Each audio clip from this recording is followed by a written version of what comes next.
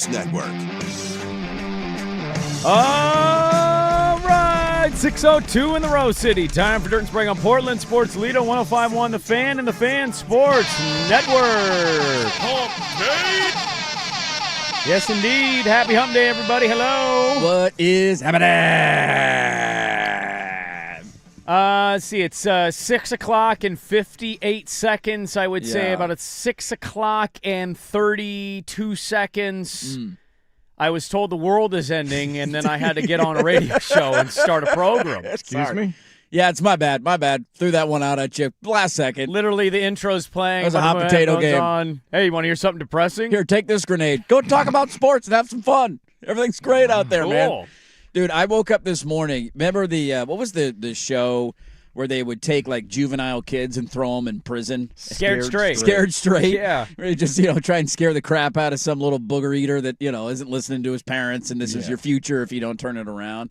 I woke up this morning, as I always do. Probably the unhealthiest habit that I have is I wake up. You doom scroll, don't you? I scroll my phone. What did I miss? What happened in the 10 p.m. to 4 a.m. window? Nothing That good. is so pressing. It's never anything, but you check, see what's going on.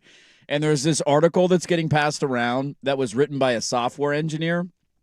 Let me find his name. Where is it? Because I Googled software engineer So his name, AI article. His name is Matt Schumer. Okay. Schumer. Yeah. And he wrote a piece 21 hours ago just titled "Something Big is Happening."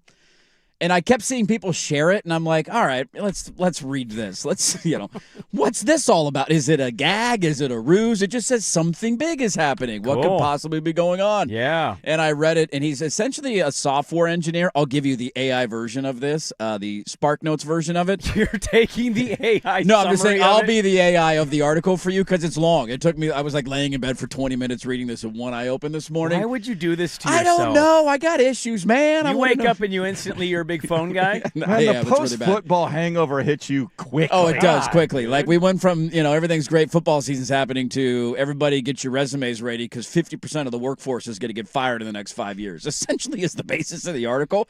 This guy's a software engineer. Yeah. And he basically says one of his parts of his job is to give AI prompts to do something in terms of developing software.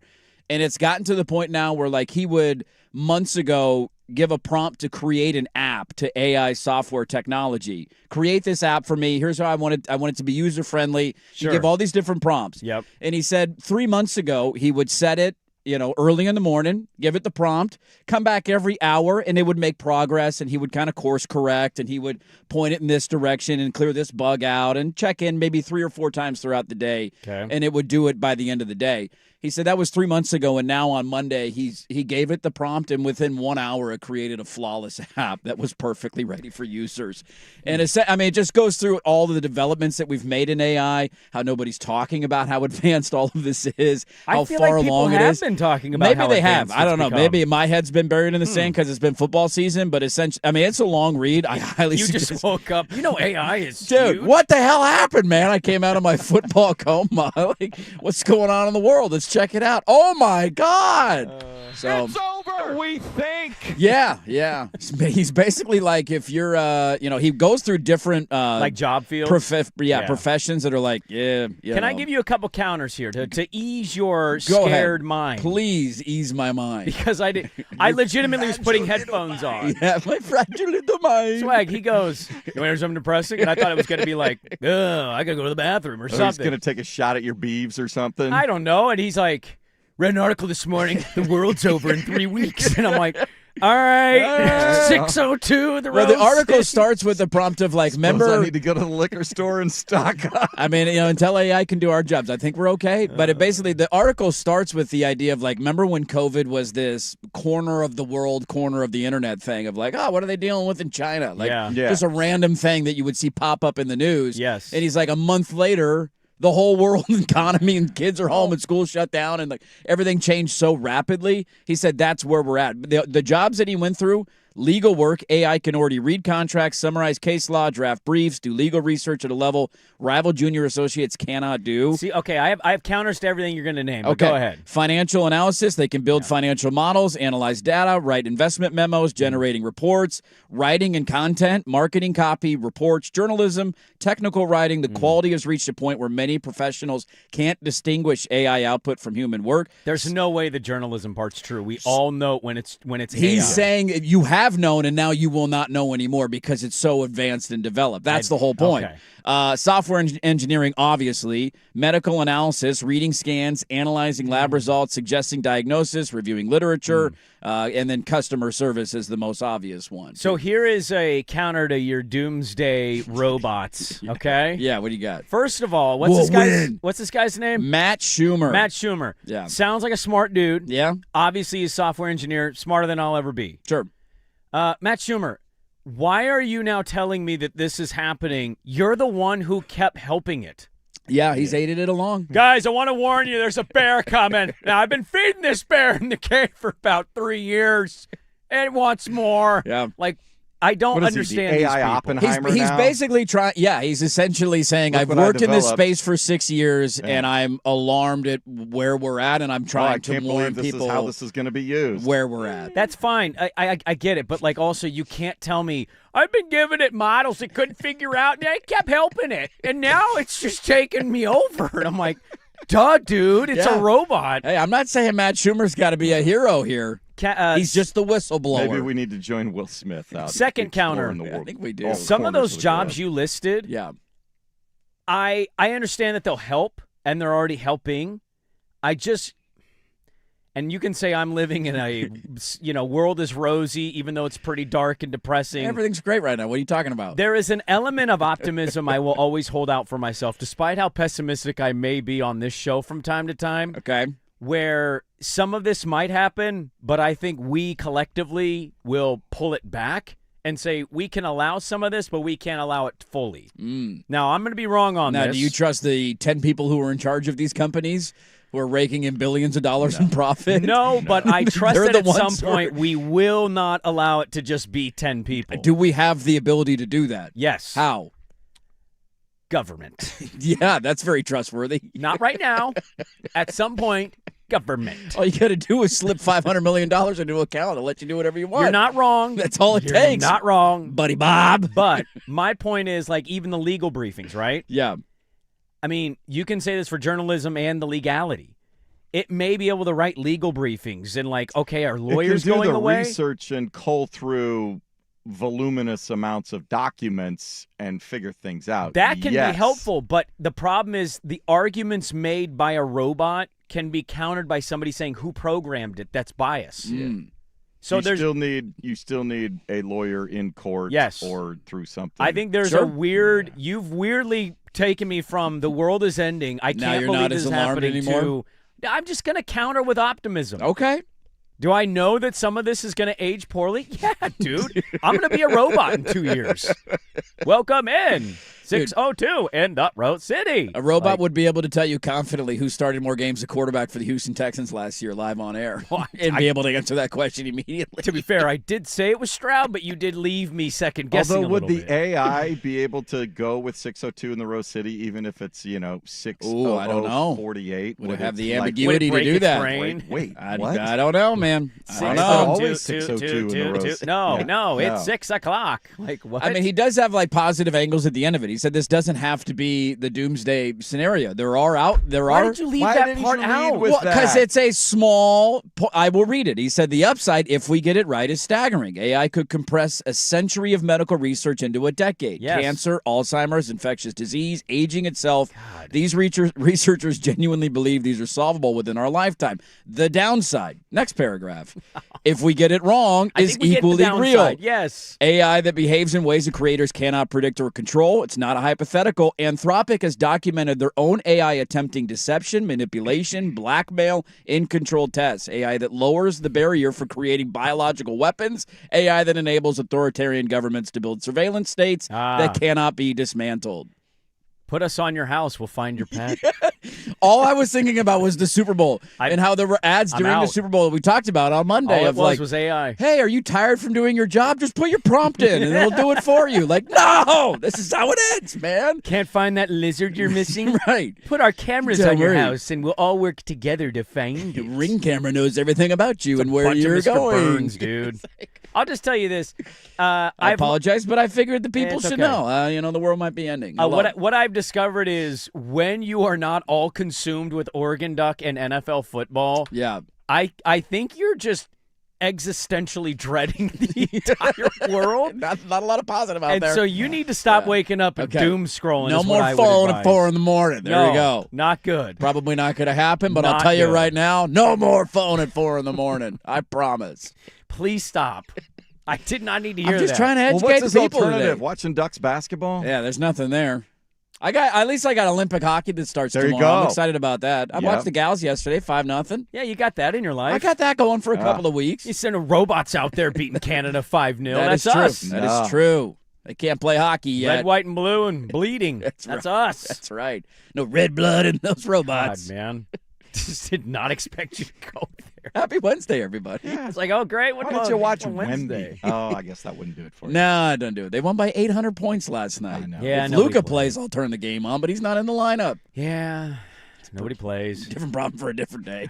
Figure that one out, NBA. Nobody's hated their sport more than me. Hey, we got the All-Star game this weekend, though. Oh, man. Woohoo! People are so jazzed for it. It's going to be sick. USA versus the world. Oh, yeah. Denny on that world team. Why don't we do NBA players versus robots, see who wins for dominance over AI? That'd be kind of cool. Or find aliens and do a real-life Monstars. See if they could figure it out. I'd be in on that. What if that was the way we were introduced to aliens? That's the way it happened. It's just like, all right, guys, we've been holding this secret for centuries. Our bad. Here they come. Here they are. See if we can beat them at basketball. This They've is the been bet out we made. practicing for 5 decades at Area 51. Yeah, this is how you get NBA players to care about the All-Star game. Maybe they'll There play you go. defense now, knowing the fate of the world's on the line. Dude, how depressing would it be to find out there were aliens, but, like, they're literally the size of slugs? That would kind of suck. But, like, they're smart, but they're just like, But also, I mean, you're like, ah. simultaneously suck, but be reassuring. Do you like that slug sound over there? It was his face. He was looking right at me with the face. Hey, guys. Is that what a slug sounds like to you? Hello. Yeah. How are you? Don't step on me. Don't let a dog lick me. I'm toxic. Don't tread on me, as you Americans like to say. It would be reassuring, though, because they couldn't really take over the world if they're the size and the speed of a slug. We just stomp them. You just step on them. We'll take care of them. I We'll don't be even all know what to right. believe anymore when I read stuff. I couldn't tell if I got butt cracked, but there might be a congressman who's like, I think there's alien offshore coastal communities. What? Like, what? Living in Key West? What are we No, talking about living here? in the oceans. Oh, in the oceans. Yeah. They're under the water in the oceans? Like, this is what you care about Yeah, right now? That's what we're solving. All right. Alien civilizations in the ocean? Like okay. 50 feet down, it's just all Atlantis all of a Basically. sudden. Wow, that'd be pretty badass. How I none of the mean- submarines found any of that? If the octopus randomly just emerged out of the water as one and then started talking, would any of us be shocked? At this point, no. Nothing Hey, about octopus makes sense. There's no other DNA with any other creature that exists. all the tentacles. It doesn't make sense, man. Squirting ink. I don't feel get it, bad for a man. lot of people out there because they're going to come for the people eating them. And that ain't me. I love calamari. Do you really? Calamari love is squid. Oh, it is? Octopus Yeah. is octopus. Have you had Oh, octopus? I don't know if I've ever had octopus. I always thought calamari was octopus. Very tasty, although if you do get it... Octopus is not tasty. Yeah, well, if You like it's suction cups on your throat? Now we know where If the it's- octopus is coming first. No kidding, I'm dude. glad squids. You can't. Squids are fine. You can eat the squids. The octopus Squid might be is the that a cousin of the Might be a octopus? cousin. They're upset. No shared DNA, but they might be a cousin. You ate my third cousin. Happy Wednesday, everybody. Hey, what's going on? Welcome to non-football season. Boy, the two of us that lead a show with the world's gonna end, guys, and the other guy going, I don't think so. I would have had that flipped. I really would have. I like octopus. What? Yeah. That's a hell of an opening segment. A lot to get to today. Let's start with the amazing and the wonderful that happened yesterday in the sports world, in case you missed it, which you probably did because it's not a sport that everybody's watching. So we'll start there. Dirt and Sprague, good to be with you. 105.1 The Fan.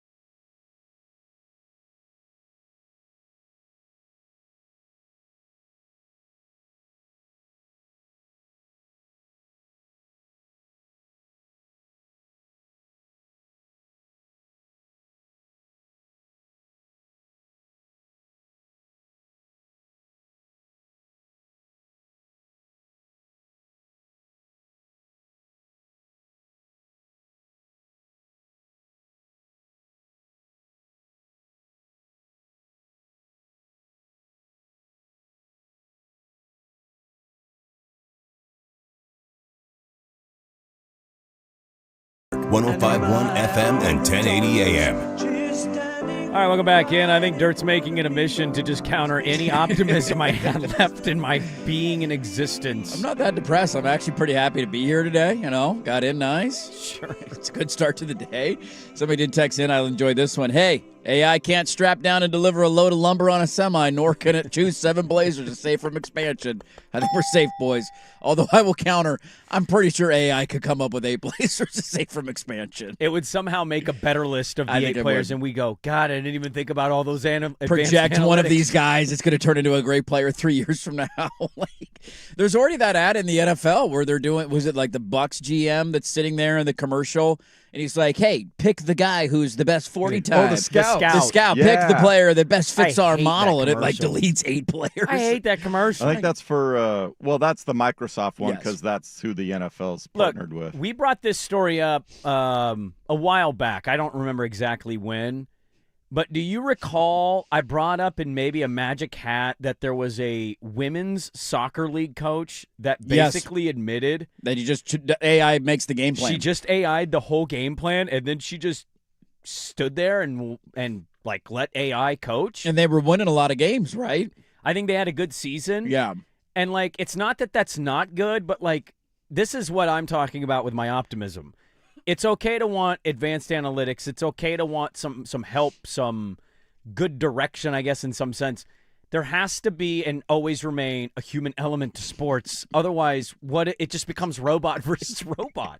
It's not quite as fun anymore. Well, that Scout commercial. Yes. Right? Like, hey, show me a list of linebackers with a sub 4.6 40. Okay, that's fine. Yeah, we want to draft from that pool of players. He gets to the point in the commercial, now show me ones with alpha dog mentalities, and it eliminates and gives you 3. How did it figure that out? They got ways to figure that out now, Yeah. all right? The AI's on top of it. Sure, but like when you get to that point, you're fired. You don't get to make these decisions. You don't fill out the alpha dog questionnaire on your AI website to figure out you got that dog in you? I don't know if you got that dog in you right now. Well, I remember that's the part of the commercial. I'm just like, what a ridiculous part of the commercial. Show me the ones that are true leaders.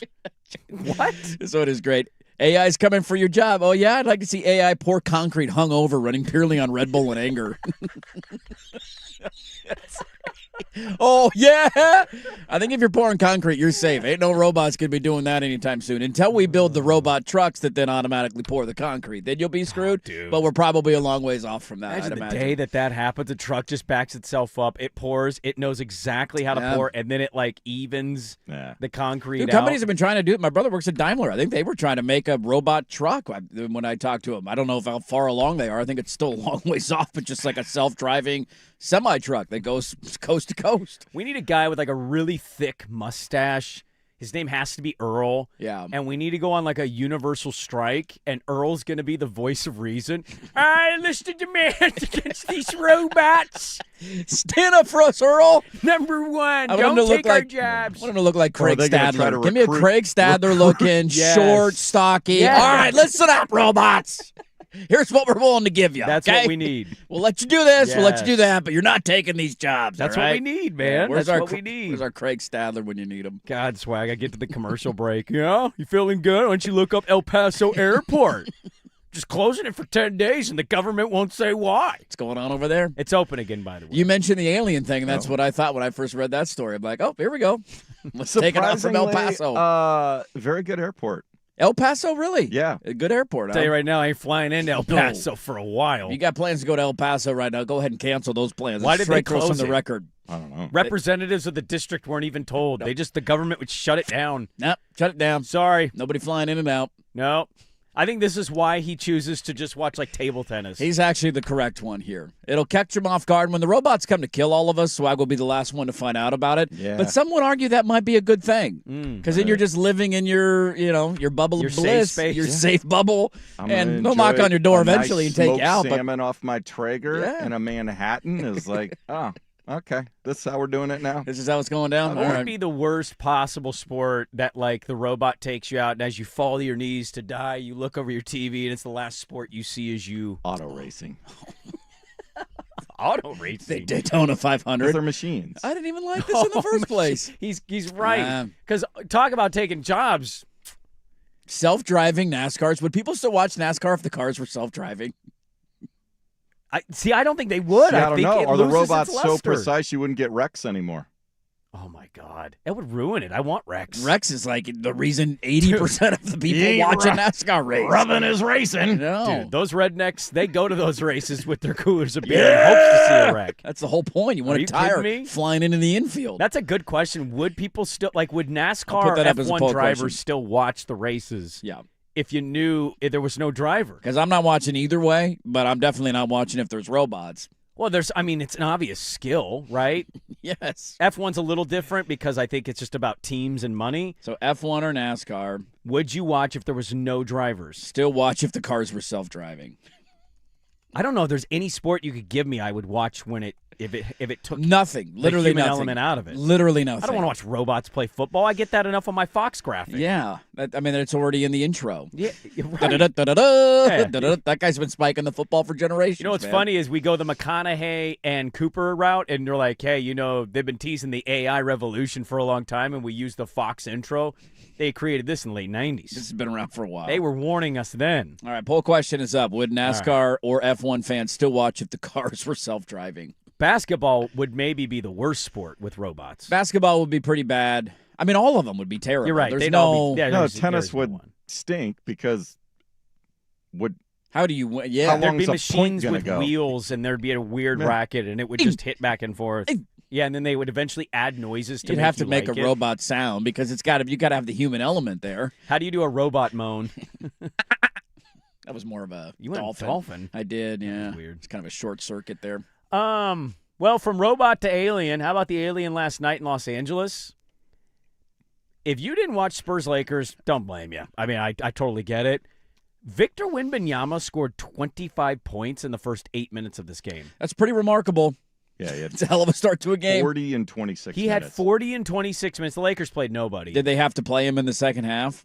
I think he played some third quarter. a little He bit didn't in the play third, the yeah. fourth. Because that would have. I mean, he was set up for an all-time night, but when you're up by 47 points What's at the halftime, point? you're not Right. going to play him in the second half. 25 points, though, in That's 8 remarkable. minutes from one player. It's insane. They scored 47 in the first quarter. That is a Spurs record, obviously. Yes. And from the piece I read earlier, it's, I think in a single frame, it's the most ever in league history.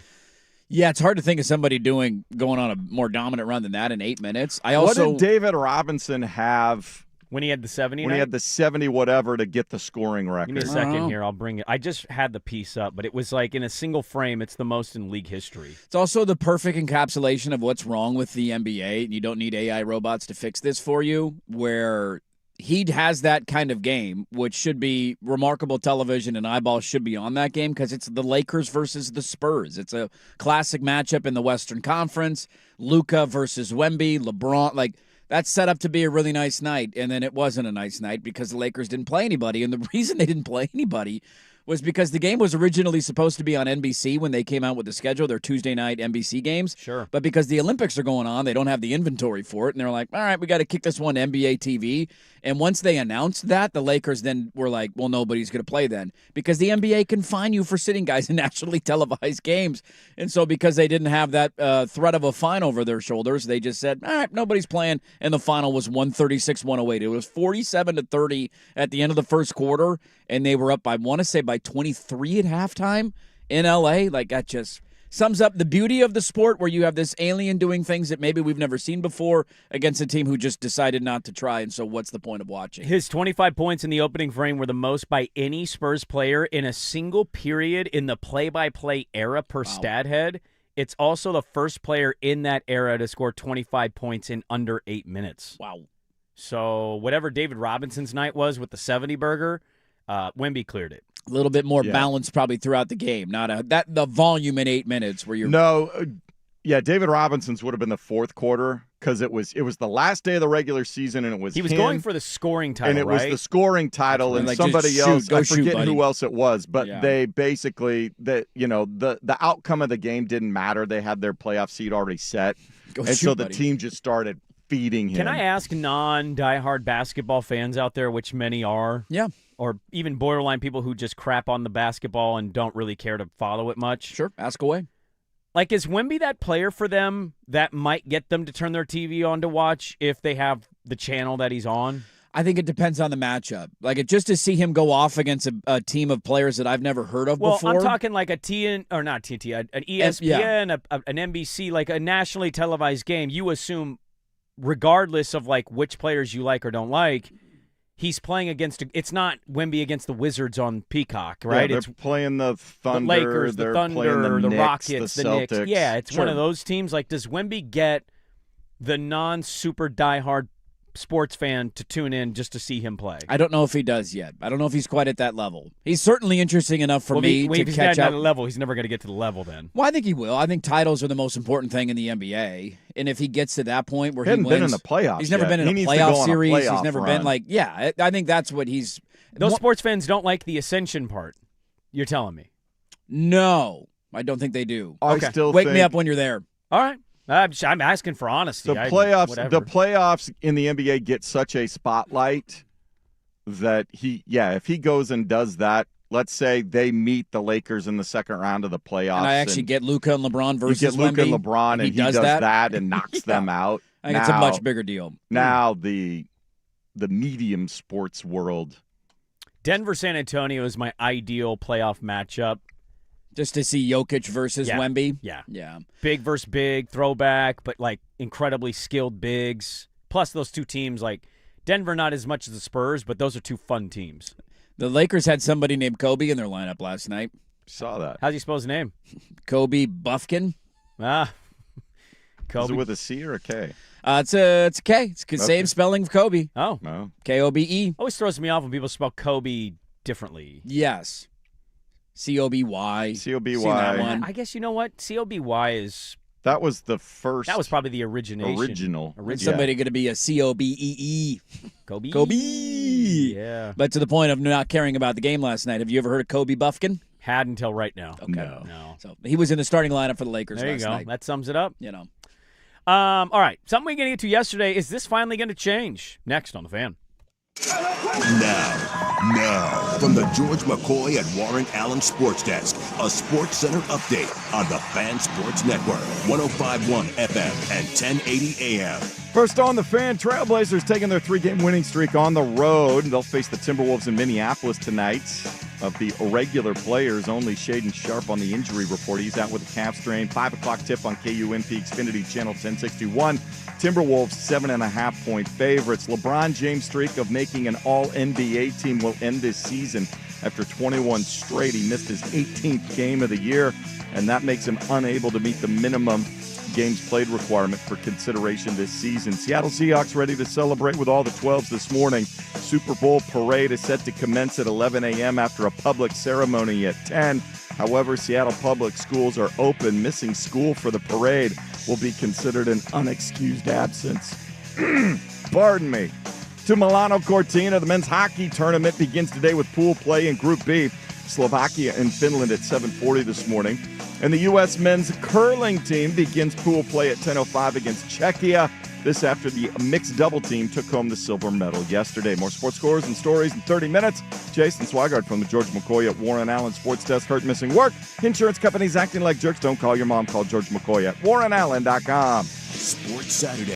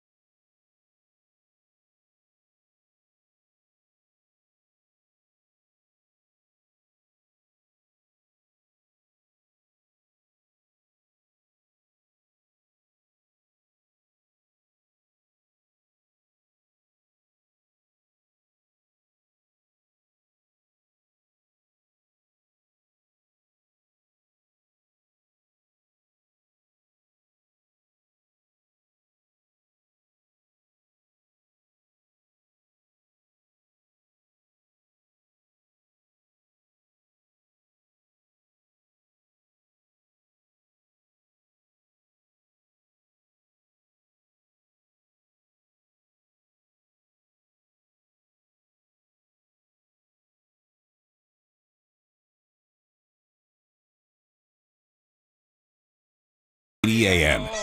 All right, welcome back in. 6:35. Portland Sports Leader 105.1 The Fan. We will dive into the topic of, hey, hypothetically, what if this and that happens? Ooh, I love good hypotheticals. Also, right around the corner, how are we going to react to something that's going to happen in our fair city? Oh. What am I talking about? What's going on in Portland? What's on the horizon for us? I didn't get to it yesterday, and so I thought it'd be a fun little topic of conversation. Clint Kubiak is officially the Raider coach. He made that abundantly clear after the Super Bowl. I am going to be the Raiders coach, indeed. And so Kubiak now gets ready to change the fortunes of one Vegas Raiders, where I believe since they've relocated or moved, I shouldn't say relocated, but, well, maybe I would. Yeah, relocated. they did relocate. Yeah, relocated to Yeah. Vegas. Have they had one playoff season? I believe it's just the one. Yeah. Wasn't Derek Carr the quarterback? Were they in Vegas when that season happened? That's a great question, Bob. That was a while ago. Anyways, they haven't done much of anything. They've been one of the more relevant franchises in 20 years. They've been Jets-Browns bad. They did. That indeed was it. That's right, So they Bob. moved in 2020. They had the Bengals game 26-19 in 2021, and that is the only. They have one playoff game in 5 years. Thank you for that. 6 years, sorry. So they hire Pete Carroll. Idiots like me say, hey, how about wild card Raiders? They beat the AFC champion New England Patriots week 1. And I'm thinking, hey, here we go. And then they didn't win much after that. In fact, they went on long losing streaks, and they were one of the worst teams in football. Their starting quarterback was flipping off fans in the stands. Not Yes. a great season for the old Raiders. Well, Max Crosby they've broken Max Crosby, a guy who has basically said, I want to be a Raider for life. Comes out and he's like, I'm done. I can't do this anymore. It's over. This relationship. He wanted to play at the end of the year. Yeah. They basically held him out. They shut him down against his will. Well, they hire Clint Kubiak, the OC of the Seattle Seahawks. We'll see what he's going to be able to build. But they hire Kubiak, and Kubiak's first thing is basically, we want you, Max Crosby. They don't want to trade Max Crosby now. And so I'm kind of just curious because Mendoza seems all but a done deal for them at the number 1 pick. They're going to say the right stuff. He said the right stuff at his press conference. We got to evaluate. We got to look at players, but we all know he's going 1. But they're going Mendoza because quarterback's important. Can they build the lineup is going to be the next big question because if you can't protect him, he's going to be broken as a rookie. Yep. But what are we to make of Kubiak's ability or our thoughts on Kubiak going in? Is it Ben Johnson level? It's not like this guy was a 1-year come out of nowhere guy. This was a name we had heard about for a couple seasons, and now he has on his coaching tree Kyle Shanahan and Mike McDonald. Yeah. You got geniuses on both sides of the ball here. Obviously, we know he learned a lot growing up with his name, but I'm just kind of curious, do you see Clint Kubiak and you think great hire by the Raiders? He was one of the last ones in the hiring cycle, but it's the Raiders. So I'm kind of conflicted of Clint Kubiak and what his ability may or may not be going to Vegas. It's funny to think about, too, a year previous to what we were saying about him, 2 months into the year. Because remember, before Seattle, he was the offensive coordinator for the Saints. And the Saints have been a dumpster fire now for a number of years. But they had that one moment in time, the start of 2 seasons ago, where I'd have to go back and look how many games they won out of the gate. But they came out like guns ablaze dropping 50 on everybody. Wasn't it like the first 2 games they scored 40 in back-to-back games? They were lighting everybody. It was like, oh, my God, are the Saints the best team in the NFL? Right. And then they finished 5-12. They started 2-0. They beat 2-0, that's what it was. Beat the Panthers in week 1 47-10. And then the Cowboys. And then went on the road to Dallas and hung 44 on Dallas in week 2. And it was like, oh, my God. And then they disappeared, and it wasn't all Kubiak's fault. He's clearly a good offensive mind. The tough part with the Ben Johnson comparison, I'm not saying he can't be. And maybe this is even wrong, too, because I'd have to go back and look how many years Ben Johnson was the official play caller for Detroit. Felt like there was more of a sample size there. But when I look at the sum of pieces in Seattle, I think their offensive line was improved, but it wasn't the best in the NFL. It wasn't, like the Eagles of 2 years ago, if you will, when they won the Super Bowl. JSN is certainly an elite wide receiver. Outside of that, until they got Shaheed, like Cooper Kupp's fine. He can make plays for you, but he's not I don't think he's the number 2 anymore. He's basically running on one leg. He had a total of like 500 yards this year. I love who they got at running back. But the point being, they didn't necessarily have a guy we viewed as a franchise quarterback. They didn't have what we viewed as the best offensive line in the NFL. They might have the best wide receiver in the NFL, and that's a great piece to work with. So I think he deserves a ton of credit. And I thought the most interesting thing about his press conference was talking about working with McDonald, a defensive head coach, and how every day after practice and after every game, they would sit down and go over, why'd you call this? Why'd you do this? Why didn't this play work? Why? And just, he would grill him, and he said it was really uncomfortable. Sometimes he would have a bad practice or game, and he wouldn't want to look him in the eye because he wasn't, happy with the play calls that he made, but it made him a better offensive coordinator. So to your point of the tree that he's now growing from, one of the best offensive minds in the league, and Shanahan, who he was with in 2023, is their passing game coordinator, and one of the best defensive minds in all of football, and Mike McDonald. So I'm certainly very high on the hire. They got to figure out a lot of stuff personnel-wise, because I think we all know you can be as smart as you want. If you don't have the right pieces in place, I don't care how good of a play caller you are, it ain't going to work. Well, some of these organizations might not be in a position to have the shocking season that we've seen. But if you go back to this year, I mean, how many first-year guys made an impact? Mike McDonald in year 2 won a Super Bowl. Yes, he did. And he went against first-year New England coach, not his first in his coaching career, but year 1, Mike Vrabel. Yeah. And then who was in the NFC divisional round and like a play away from the NFC title game? First year, Ben Johnson. Right. 2 years ago, we saw 2 of the early quarterbacks drafted make it to the playoffs as rookies. Jane Daniels made it right out of the gate as a rookie, and Bo Nix made it right out of the gate as a rookie. Dan Quinn, year 1, Washington. Boom. NFC, in the NFC title game. Who hosted a wild card game against Josh Allen? Year 1, Liam Cohen. So it's like, we may not love all of the organizations in the hiring cycle. Like, there's nothing about Miami and Arizona. And the Raiders are in this for me, too. That's like, you should super trust it, but you got to wonder if you get the right pieces, and the coach is a big part of that, how quickly the culture can change for a bad organization. Even Stefanski at the beginning of Cleveland is a good example of this. Totally. Comes in, it's like, who's Stefanski? It's the Browns. Wild card weekend, beats the Steelers, Baker Mayfield. Here you go. Now, it didn't continue, but it's just the impact of first-year guy and what he can truly address with where the teams are lacking. And he is certainly one for me that, even though they were second to last in the hiring cycle and they made Arizona kind of just choose their second to 14th option depending on what you see. I mean, you could also make the argument they got the most sought after the Super Bowl was over, that they got the most sought after guy on the that's board. The thing. Maybe the Raiders got the best one in the cycle. We think it's John Harbaugh. Maybe is it Rob Saleh? Is it this? Like, I maybe it ends up being the Raiders now. And if they keep Crosby and don't trade him, even though they're going to be offered a haul, I would still argue trading him is the right move. Sure. Just from a roster building standpoint, they need so many pieces to improve that. How many picks are you going to get if you trade Max Crosby? What I notice about the Raiders is this: for an organization that has been completely irrelevant for almost 20 years. I noticed at the press conference, it's not so much Davis. It's, hey, there's Charles Woodson. Hey, there's Howie Long. Yeah. Hey, there's the general manager. Like, bring the former players. It's almost like they've taken Mark Davis, and he'll still be on the field, and he'll still be seen. But it's almost like they're like, hey, Mark, let's call what this is. You got handed the football team. You're not as rich as most of these. Let's put you to the side. Yeah, you look like Lloyd from Dumb and Dumber. Go eat your P.F. Chang's and stay up in your suite, And we'll buddy. have Tom Brady, and we'll have Howie Long, and we'll have Charles Woods, and we'll have all these great Raiders or big-name players kind of be the front-facing of the organization as we try to change the culture here in Vegas. It's one of the biggest questions I have, not only on the Raider side of things this offseason, but on the Seattle side of things. Like, we have seen multiple really good teams lose offensive coordinators and not look the same the next year, despite the sum of the parts largely being the same. This was a big storyline about Detroit coming into the year after losing Ben Johnson. And early in the season, it was like, this is terrible. And then they found the rhythm a little bit and said, maybe it wasn't that big of a deal. Yeah, they were above 500. They missed the playoffs this year. Right. Philadelphia lost Kellen Moore 2 years ago as their offensive coordinator who won a Super Bowl with them. Mm-hmm. He leaves. What happens the next year? Their offense is terrible. I don't think that's the only reason in either scenario, but you can't tell me it isn't a part of the equation. And so it highlights the difficulty in going back-to-back in the NFL, because if you have a successful hire like that who kills it, he's going to get poached, and you got to go find the next guy. And the first hire that McDonald made as head coach for offense coordinator was Ryan Grubb, and it was a disaster. So he's 1 for 2 in that category. You just hope he hits again, but it's never a guarantee that it'll be the same as it was the year before. I'm curious if the NFL is going to step in with this evolving story, and we'll tie it in locally as well. We'll come back with that on 105.1 The Fan.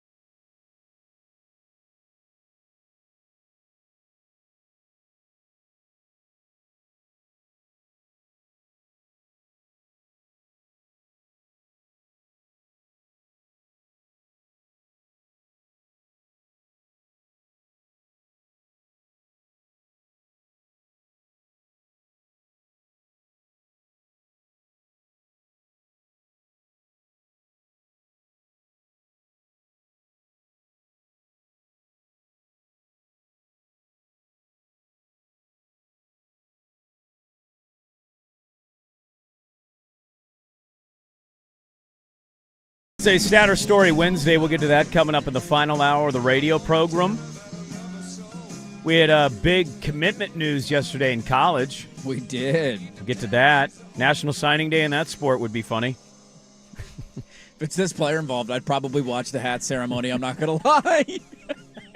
What time is it on? All right. I think he's the only one in that sport that would get you to tune into the hat ceremony for that. Yeah.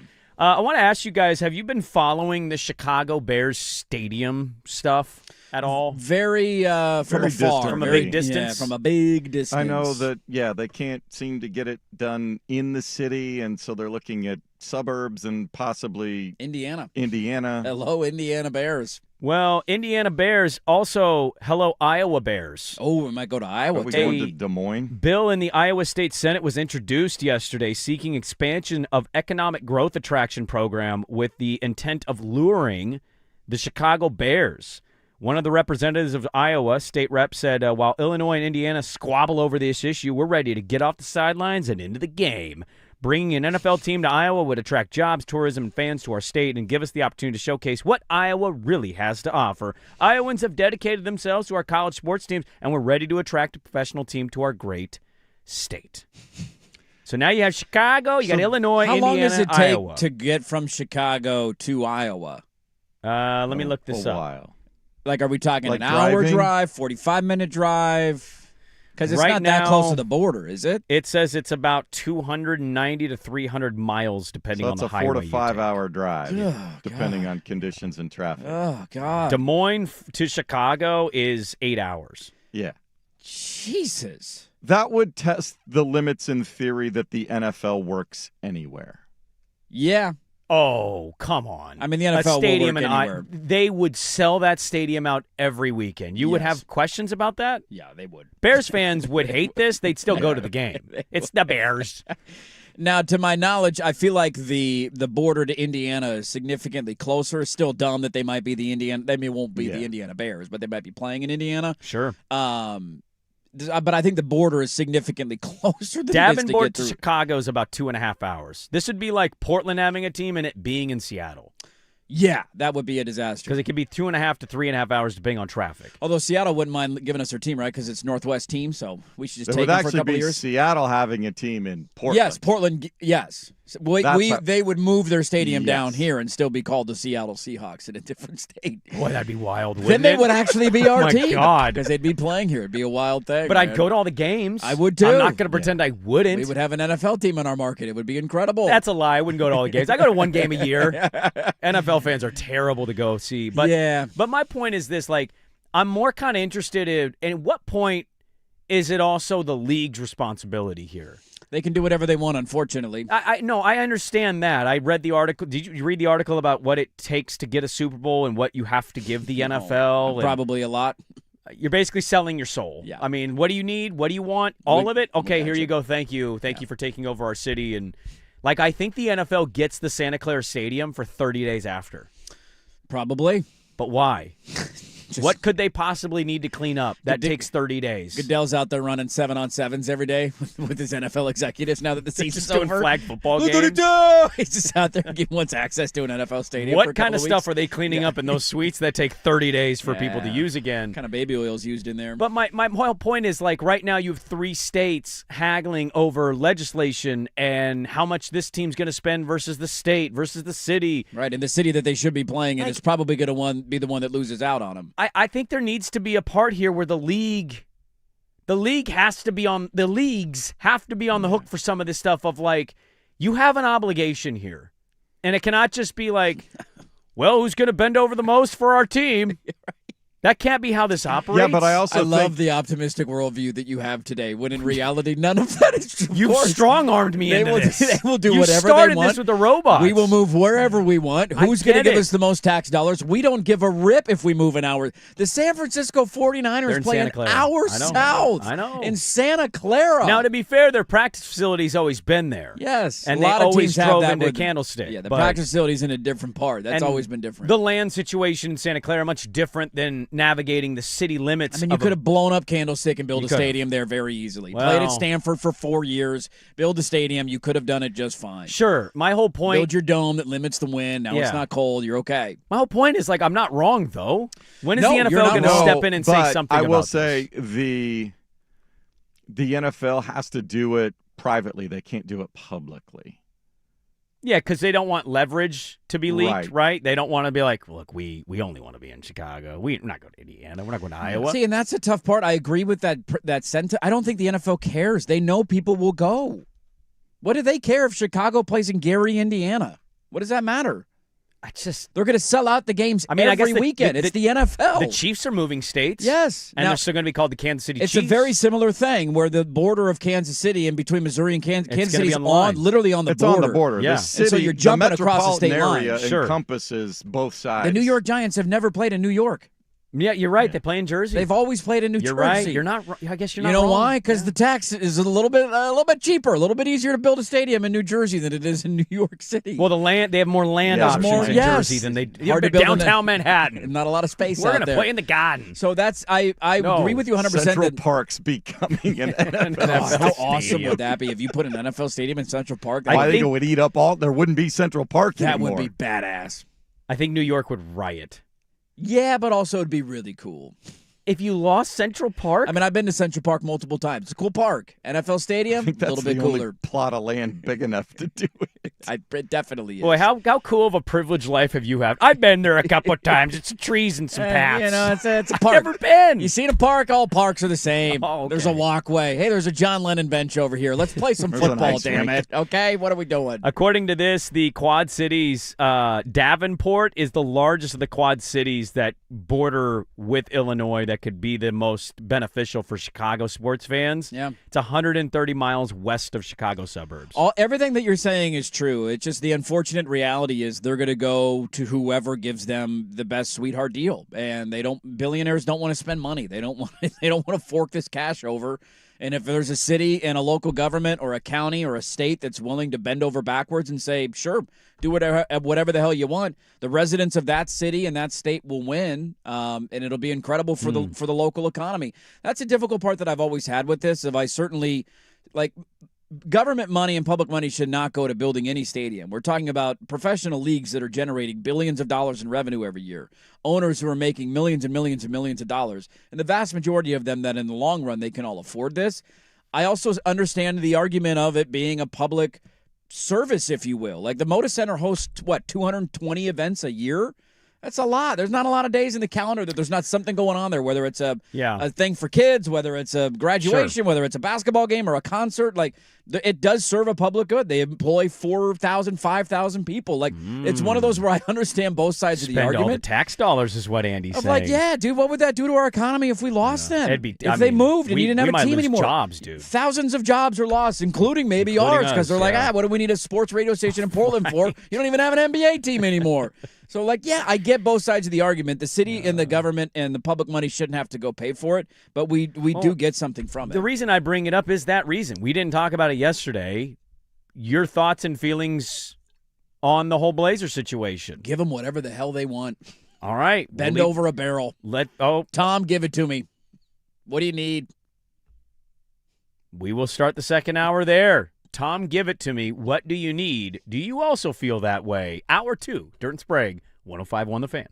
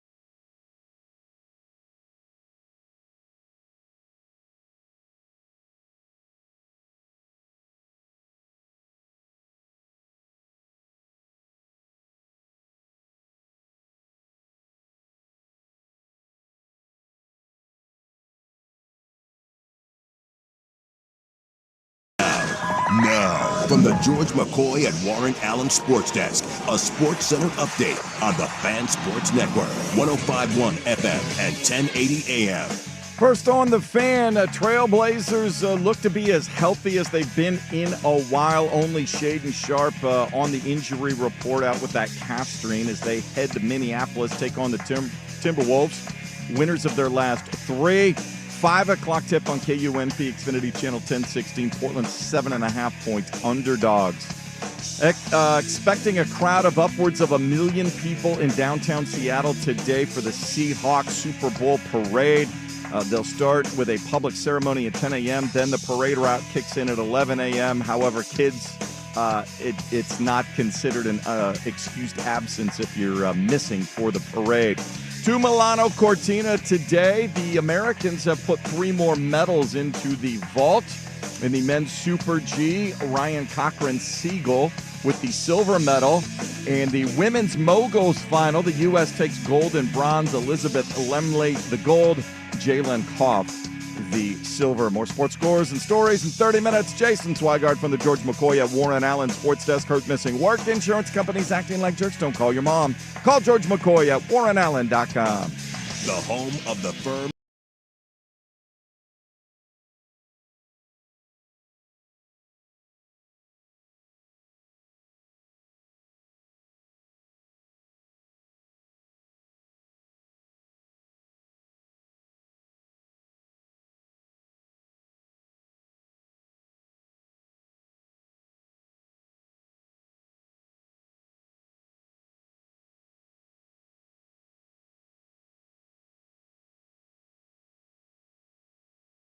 Hey, welcome back in the second hour. Dirt and Sprague here. 105.1 The Fan and the Fan Sports Network.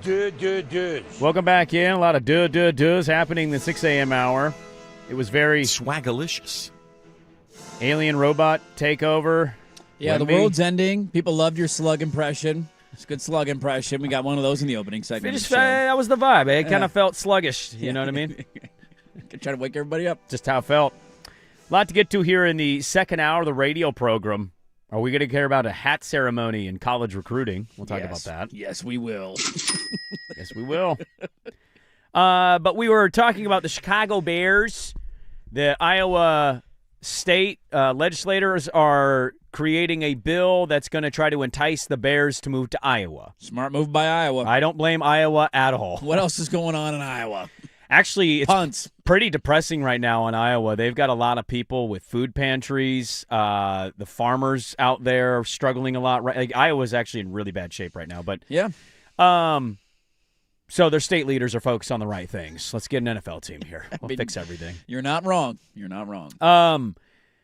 But in talking about that, I can't help but think about our situation, where our beloved Trailblazers are getting a new billionaire as the face, and they're going to want to renovate the Moda Center. $600 million projections, all that. Like, everybody's kind of run through it, and so we understand the gist of everything. You noted something that you heard yesterday about the state, which I think this morning is voting on it, right? I don't know if the vote's happening. I know Lillard is down there, I believe, Lillard's going to talk to the reps. To the representatives about the need for the funding and what it would mean and all that. I mean, it's a great public face to send down there, right? A great guy to have back on your roster for a moment like this. Basically what was said to me was there's a concern not from the state level that this stuff will get voted through and improved. It's that you need the state, the city, and the county to all be on the same page, and it needs to pass in every aspect of it. And dealing with the state and having state senators say, sure, go ahead, here's your funding, is a lot different than the city council or county commissioner saying we need X, Y, and Z to be a part of this process, and it might throw it into a bit of a quagmire. Well, you teased at the end of the first segment coming into this segment, bend over the barrel, Tom, what do you need? What other options do we have? Well, some would say the nuclear option of pay for it yourself. Okay. You want to be the San Diego Chargers? I would not personally want to be the San Diego Chargers. You want to be the Oakland A's? I don't like the franchises that you're naming because they don't exist anymore. No, they don't. You know why? You know what the cities and the local governments did? They said, you make billions of dollars, NFL. We're not going to pay for a new stadium. You know what the Chargers had in San Diego? a diehard, passionate fan base. A good thing. That cared about the team, that followed the team for generations of fandoms. Yeah. They loved everything about the Chargers. They sold out games. They hosted a Super Bowl in San Diego, for heaven's sakes. One of the most memorable Super Bowls in the history of the Super Bowl was in San Diego. Is that the Elway Packer one? It was the Elway Packer one. And what happened to the San Diego Chargers? They moved to a city that literally nobody cares about them. Nobody. They have 17 fans, and 14 of them live in the state of Oregon. Yeah. That's it. Did the NFL care about that? No. No, it doesn't matter to them. You know why? Because somebody was willing to build a $17 billion stadium in Los Angeles, even though there's two teams that nobody really cares that much about in that city. And so I understand that you can make every fundamental argument, and I will agree with every point, that public money should not go to pay for stadiums. It's ludicrous. It's ridiculous. We can't fix our damn potholes, let alone should we be spending $600 million on a stadium. But you're still saying... But what's the alternative? Anyway. Because rich people do what they want. Adam Silver Not came have out. potholes could be your alternative. Would you rather have potholes or the Blazers? You can choose one. It's a Give good me the poll Blazers. question. I'd rather have the That's Blazers. a great poll question. Screw my car up all you want. I don't care. Just give me a professional sports team and don't take them from me. It's genuinely sad. But Adam Silver came out. When did he do the, was this maybe at the start of the year? The Board of Governors thing? Where he talked about Portland needing a new arena. He said arena, yeah. But he's basically saying the motor's old. In the motor's old, you need needs one. To be, yeah. When the commissioner says something like that. Yeah, and the antennas go up. Do you think it's a tongue-in-cheek comment? No. Oh, fine. You don't want to do anything. That's fine. We won't ruffle any feathers. Like, of course. And so... I know. I go back and forth in my head of on one side thinking this is a tactical shakedown, knowing that the expansion announcement is coming this summer, and that's some of the leverage that the NBA and the billionaires will lose over the city because Seattle and Vegas getting granted teams takes two major markets off the board for relocation. While on the other hand, acknowledging, let's not sit here and act like it's super easy to work with the Portland city government on solving problems. We're not the city that works, despite our slogan. And so the idea that we could, slow this. Is that our slogan for real? Literally our slogan, yeah. We're the city that works. The city that works. Yeah, works on what? I don't know. But we're working. We're working on it. Like, I'm not going to sit here and pretend as if we don't have a 20-year run of the city government getting in the way and screwing things up. And so I hate to be that person. I don't think that it is morally right in any way, shape, or form. But, yes, if you're going to ask me would I pay tax dollars to keep the Blazers in town, the answer is unequivocally yes. I'd respond with morals don't matter anymore in society. And so, like, what we morally feel and what is reality are two different things. Swag, are you in the same position? Bend over the barrel, Tom, what do you need? Or are you going to be counter to dirt here and fill the potholes? Poll question would be, what would you rather have? Blazers stay, potholes filled? Well, they need to stay. Now, how you go about figuring out how to do that, the biggest issue I've had over the years with how politicians view sports is as an expense rather than a catalyst for investment and development. It's been their mentality for 40 years. Not every team operates that way. Not every city government or local state government. Some teams obviously do, then but there are those some. Those that have viewed it that way have been in the minority in Portland for quite some time. Yep. And it's not to say that the reasons that they give for where public dollars should be directed are not more worthy than into arenas and public gathering places. But again, I think the mentality that they just see money going down the drain rather than it being part of an investment and a catalyst for commerce, a vehicle to develop community and other opportunities for more beyond just people going there. Yeah. There's some element for me without knowing the full, I guess, details of things that, like, obviously we know what Paul meant to the city and building the Rose Garden. Is there any element for you guys, like, we couldn't have done all these huge renovations, like, a couple years ago?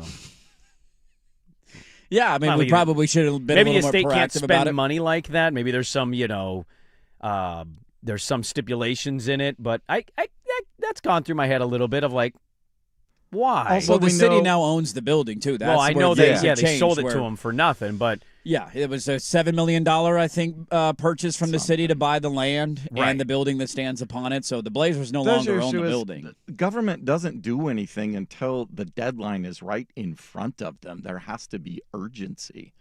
And that's Dundon's hard. going to put urgency. We know that. Oh, yeah. Yeah. No, we're going to do that. A new owner. The lease is running out in a couple of years. It's right 2030. there. The lease but is it's up. very hard to get public bodies to, and that's why we're always seemingly in a crisis mode, because it's very difficult to get their attention to think about something in 2035, 2040, 2050.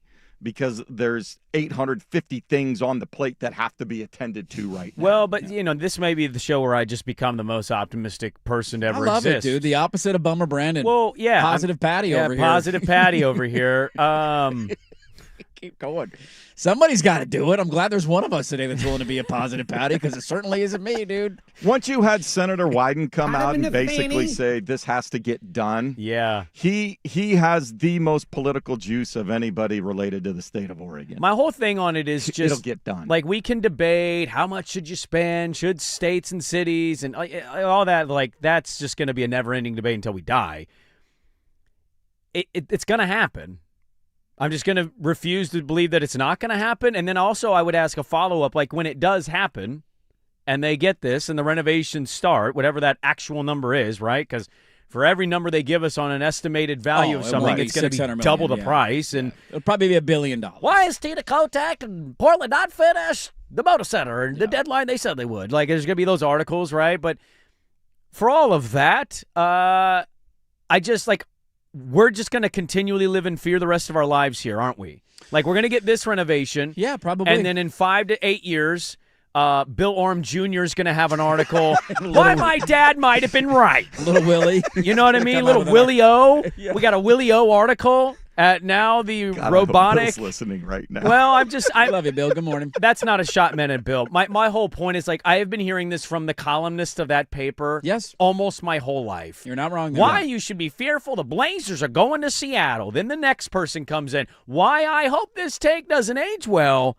I believe the Blazers are on track to leave. And it's like, okay, so for everything that happens, even when it's good, is it just going to be the can get kicked down the road again, and so in 10 to 15 years, it's going to be no. Actually, Moda hasn't been renovated since 2027. Expansion actually helps cities like stabilize Portland, because it takes fewer equivalent viable markets off the table. Yep. Like, if you wanted to move the Seattle Portland, and Vegas being off so the board, Seattle and Vegas are gone. But it's not if Kansas City's just sitting there. Yeah, I mean, I also don't. They're not going to expand. They're not doing 3 expansions. No, they're not going to do I know another round of that, expansion but, for a long time. I mean, it eliminates viable possibilities for a quick. Let's also not pretend that we're the only city that's going through this. We just got done talking about Chicago. This is happening in NBA markets all over the league. Well, you got way worse. I actually think you have worse situations in that league than us, despite how unsure some people might be. How long do we really foresee the Pelicans? The Pelicans shouldn't exist. No offense, New Orleans. Like, you want to move a team to Kansas City? It should be the Pelicans. Prime target. Yes. Memphis. Dude, Memphis is a great fan base. That would break my heart, because I love the grit and grind. And that's their only real professional team. But, like, similar to us. It's been written about, man. Like, Memphis and New Orleans, I think you can make a good argument. They're in worse a situation than we are. Whereas, like, we're not in a great spot. People don't like the money conversation and all that, but ours feels a lot more stable despite all of what we've recently been talking about than those two markets. And those two markets, hell of a lot closer to Kansas City than we are. Yeah, and the exciting thing for me about what was proposed by the Blazers and what their thought process is, because a lot of people will bring up the idea of, like, what's wrong with the Moda Center, and I certainly understand that argument. Oh, come on. I get it's not the bells and whistles that you have in other arenas, but, like, I think there's just from your standpoint. Yeah. I'm using my functional. I go to a game. I watch the game. It has bathrooms. It has concourses. It has restaurants. It has seats. It has a jumbotron. Yeah. Like, but you want to be attractive for other stuff, too. No doubt about it. But there is that side argument that I also get of, like, the arena functions just fine. It's okay. You can continue playing NBA games in there for another 15 years. The building is not going to crumble. It doesn't have a foundation issue. Like, it's going to be all right. But that also being said, I go to Climate Pledge and then feel differently. Well, sure, right? There's brand new arenas that look beautiful. Well, you can go up and down the coast and see them. Dundon be the owner that gets more out pushing forward to bring finally an all-star game to Portland. And if you want to do that, what does the NBA? They're going to make you renovate the stadium first. Need you to have. That's not even the biggest thing for me. The biggest thing for me is simply I want that to be an area, and this is what we've talked about till we're blue in the face for 10 years of doing this radio show. Like, that area sucks. No, like you don't like going it's down not a there. Destination area. You go down there to go to a game. And that's it. Well, you hope your car doesn't get broken into if you don't pay for parking. Sure. You hope nothing gets stolen. You get the hell out of there, and hopefully somebody doesn't shiv you with a used needle on your way to your car. And that's your experience going to a game. You still go because you want to go to a concert or a game or whatever the case may be. Right. But that's part of this idea that is very intriguing to me, is that's part of the Blazers' plan is when you look at the renovations and all their showcasing, is having that be a true district. I'm not saying that having a district isn't a good thing. We've talked about that before. It's more like if there's not a concert or a sporting event, you find yourself going down there, because I wouldn't. No, I never. You can tell me there's a great district that here. I don't know.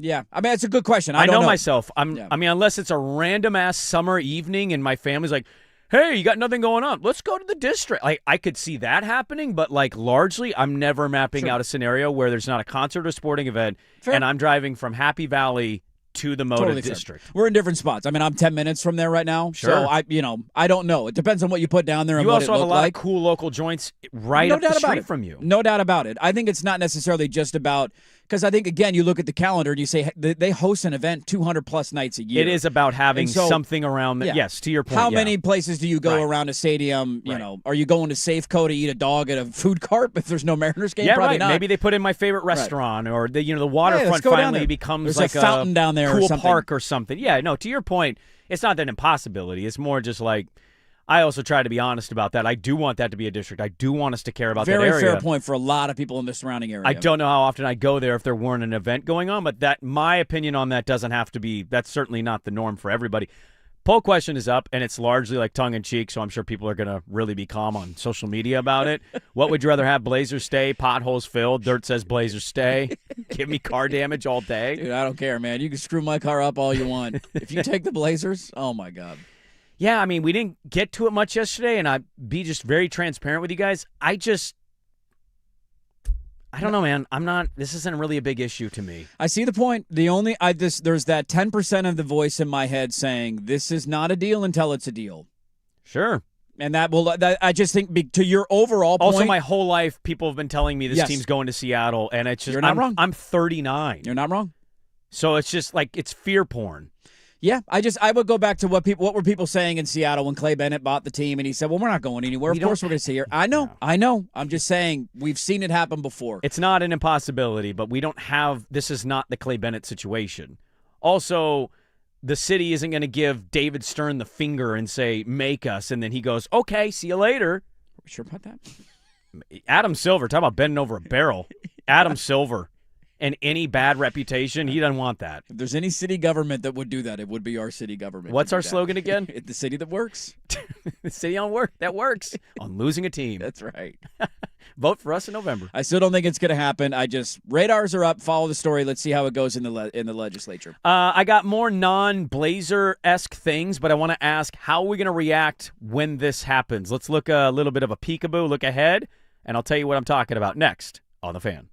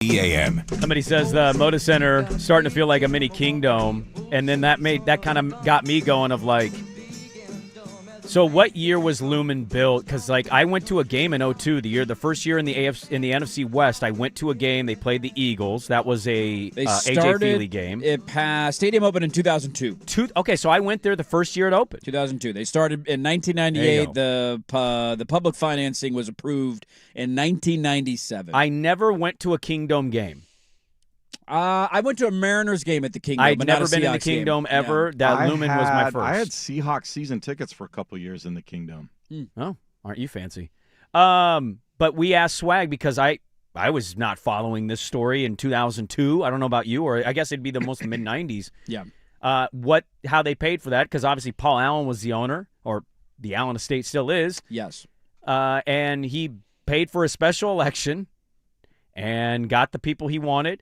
And they increased on hotel, sales tax, all that stuff. Lottery sales tax and hotel motel taxes. And that raised the $300 million, and then he chipped in $130. So combined $430 million to build what is now Lumen Field. And so the state of Washington, very similar to us in a lot of ways. Yeah, got that one done. That's kind of what I wonder, too, is like if the city and the state get this figured out and the $600 million, just using the number that's thrown out there, is Dundon going to chip in $200 million to like make the renovations even sweeter than they can be? Like, I don't know. He has to.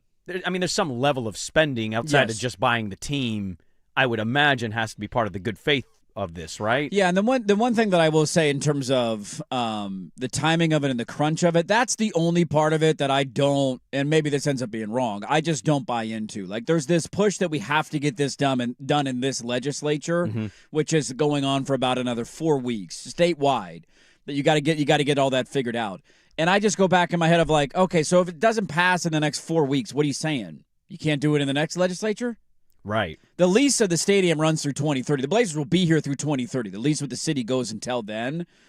We saw that with the A's when they moved. Their lease was up, and they tried to get an extension and all that, and they're like, well, we can't figure it out. We're moving to Vegas. Let's play in Sacramento. The lease goes through 2030. So that's the only part of it for me of like, I get that there's a crunch that we need to figure this out, but also I don't think that we just have 4 weeks. But maybe I'm wrong on that. So I want to ask you something Blazer related. They play the Wolves tonight. I know we'll get to that at some point in the show. This is not about the Wolves matchup. Oh. This was a look ahead. I was I love turning on the TV, and ESPN's big NBA point today amongst all the football is, what can the NBA do to counter their tanking problem? And I'm like, yep, here we go. If it's not trades, it's tanking problems. Why talk about the league? And I'm listening to something yesterday, and they're talking about the play-in. And our beloved Blazers, by all estimation, I think are a lock to be in the play-in. Would you agree? I agree with you. Okay. You look around the teams behind them, they're all choosing to lose, and we have no idea what's going to happen between the Warriors and the Clippers. You're neck and neck with the Clippers. You're the 9, they're the 10. After that, it's Memphis, Dallas, Utah, who is, talk about a tanking problem, New Orleans, and Sacramento. Right. So if we're in on the play-in, I'm just curious, when we get to this, because I don't know what my answer is going to be on this in the moment. How are we going to be acting during the play-in when we're in a 9-10 game and we're playing a Clippers or a Warriors and Steph is back? Sure. Right now, we would play the Warriors in Golden State. Have you thought about what we're going to be like as a fan base when we finally are in the play-in? Pretty stupid and pretty embarrassing, probably. You think so? Yeah, we're going to be Patrick Beverly. Like, we're going to win this game, and then we're going to jump be on the scorer's table. Guys, we actually have some personnel problems for the Oklahoma City Thunder. Have you met us before? Do you know how we operate? Of course, that's the way we're going to go. It's a one-game scenario, so it just makes it so much different. We haven't. Never been in that before. We haven't been in it before. No. We haven't been in the playoffs in general.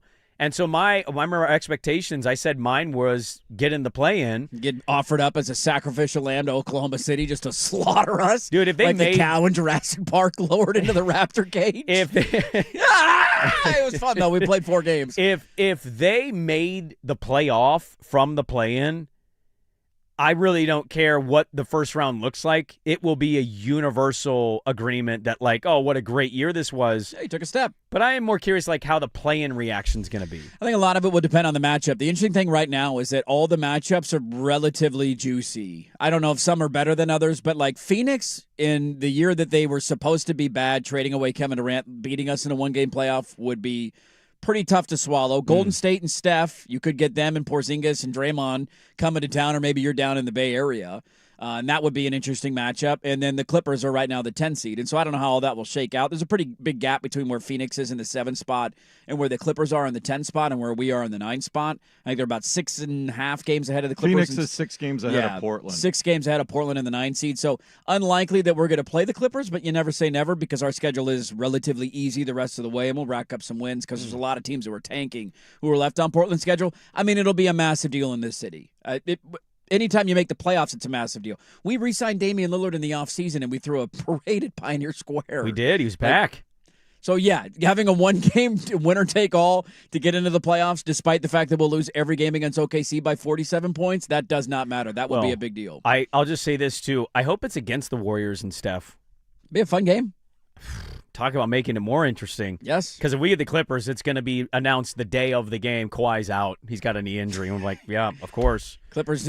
Cool. They want to protect that draft pick that they don't have and is non-existent. I don't think they care about the draft pick anymore. I think they're just cool saying, yeah, stupid trade, didn't work, sorry, we tried it. We're going to have to move on from this. I mean, remarkable that they've dug out of their hole early in the year to be essentially right where we are. They've been on an unbelievable run for the last 6 weeks. They have. They were one of the worst teams in the NBA going into the new year, and now here they are a half game behind us and almost at 500. We'll talk a little bit about their game against the Wolves. We got Joe Freeman on, the handsome Joe Freeman, tomorrow. Yes, we do. He's going to be the radio program. He'll join us. And then last game before the break is tomorrow night in Salt Lake City. The big break that everybody's excited about. The big old break? The break that everybody's been talking. We sold the radio station rights for the big break. The break of breaks. It's the break weekend. Yes, 3-day weekend. The break is so big, they were like, don't come to work on Monday. Oh. You're going to be overwhelmed from the break. That's true. Yeah, you're right. They did say that. There's too much to comprehend. You need another day to comprehend what happened during the break. 4 different Blazers will be a part of All-Star Weekend. Yes, they were. They were honored the other night. Oh, yeah, touche. Yeah.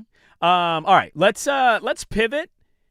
Are we going to watch the hat ceremony, and is this the right time and place for this? We'll get to those things coming up next, but first, Swag with a sports update. Now, from the George McCoy and Warren Allen Sports Desk, a Sports Center update on the Fan Sports Network, 105.1 FM and 1080 AM. First on the Fan, Blazers hit the road for their final 2 games before the All-Star break tonight in Minneapolis to face the Timberwolves. Of the regular players, only Shaedon Sharpe on the injury report. He's out with that calf strain. 5 o'clock tip on KUNP Xfinity Channel 1016. T-Wolves are 7.5-point favorites. LeBron James' streak of making an all-NBA team will end this season after 21 years in a row. He missed his 18th game of the season, and so he will be unable to meet the minimum games played requirement for consideration this season. Just a couple of hours from the party in Seattle where the Seahawks will gather to celebrate their second Super Bowl championship and have a parade. The ceremony at 10 a.m., parade at 11 a.m. They are expecting a crowd upwards of 1 million. To Milano Cortina, the men's hockey tournament will start today. Pool play in Group B, Slovakia and Finland at 7:40 this morning. And the U.S. men's curling team will start pool play at 10:05. They take on Czechia. This after the mixed doubles team from the U.S. took home the silver medal yesterday. More sports scores and stories in 30 minutes. Jason Swigart from the George McCoy at Warren Allen Sports Desk. Hurt missing work. Insurance companies acting like jerks. Don't call your mom. Call George McCoy at warrenallen.com. The Fan is live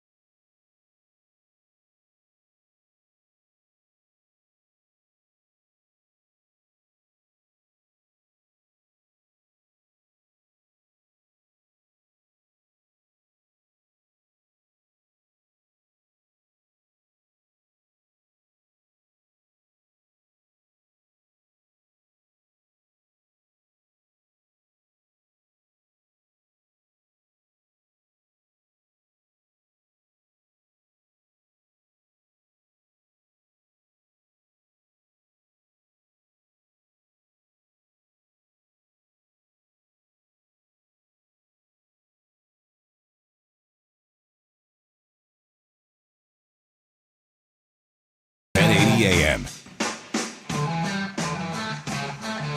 Welcome back in, 7:35 on 105.1 The Fan. Good morning. Point of correction.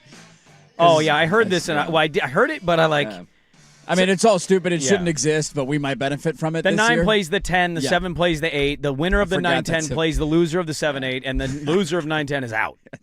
I forgot. I knew that. How the plan works. My apologies. That's okay. Why don't you look it up? It shouldn't exist. You moron. It shouldn't exist. Yeah, because you said the Warriors, and I'm like, damn, the Warriors have really slipped down, huh? No, they're ahead of us. They're the 8 seed So you right thought now. it was the 7-10, 8-9? Yeah, as in every tournament model, that's 7-10 plays 10 and 8 plays 9. But That's it the way wouldn't be fair works. to 7 to do that. Well, of course it wouldn't be. How could we? I mean, the play-in's dumb anyway. It's not fair to 7 or 8. They earned it through 82 regular season games. Yeah, that's true. It's all dumb. Yeah. We should have to chase down Golden State. We're 3 games behind them. Yeah. If we don't do it, we don't deserve to go to the playoffs, but I digress. You know Adam, why? keep cooking. You know why 6 is afraid of 7, right? Well, how come? Because 7, 8, 9. What? No. Yeah. My kid just learned that joke. It's a classic. Very proud of it. It's a good one. So you're a big watch kids pick hats guy? You like to watch children on YouTube streams put hats on their heads, and you get super excited about Let me it? clarify what kind of kids I'm watching here. 17-year-olds, dude. Just make sure we're all on the same page of what we're teasing and talking about right now. All right. I'm not in the files. Oh, God.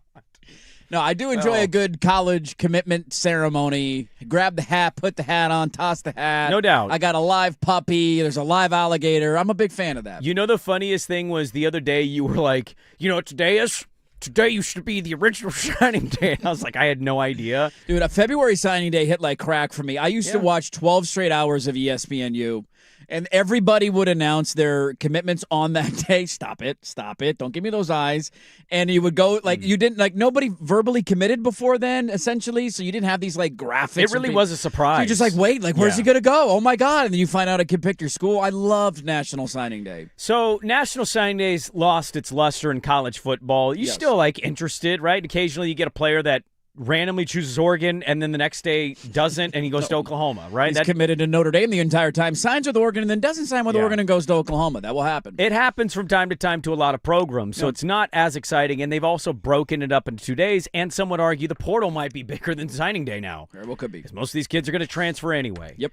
That being said, we actually have a college announcement, and I'm just curious if the name alone would get you to tune into a live stream, especially if he's sitting next to his dad.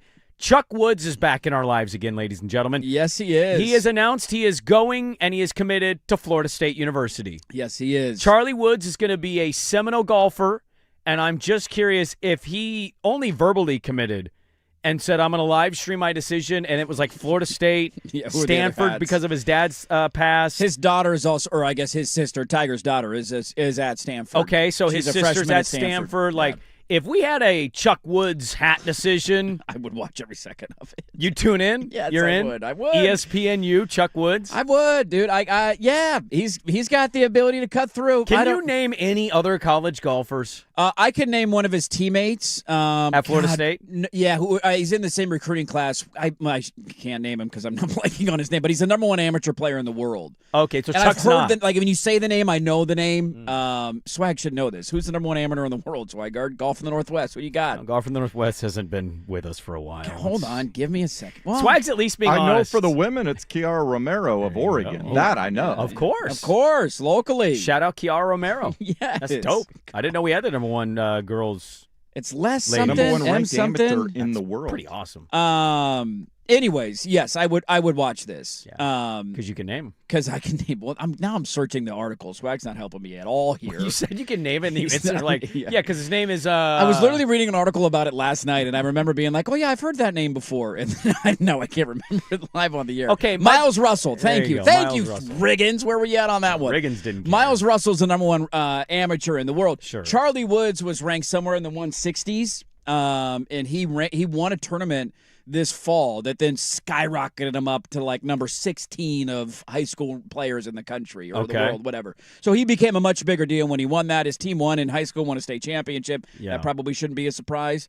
But Florida State's one of the best golf programs in the country. This other kid that he's in his recruit class, Miles Russell, is a well-known name for everybody in golf. They all know his name off the top of their head at the snap of a finger.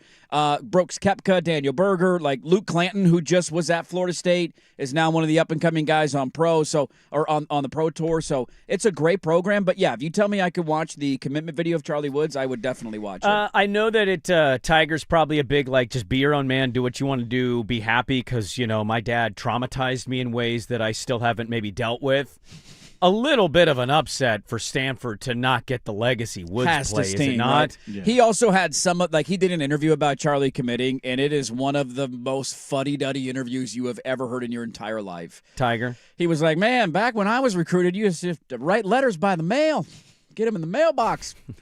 Now they just text you whenever they want. It's wild. It's like, Tiger, have you not followed technology and stuff over the last 30 years? I watched a random. I read an article and then I saw a video, and another video popped up of him talking about putting with some group, and it was just like, "How come you don't follow through all the way on your putts?" He's like, "It's the weight of the putter. The weight of the ball slows the weight of the putter. So I lean it real back, and people think it's like a punch shot, but it's really just if you study the science." And I'm like, "Jeez."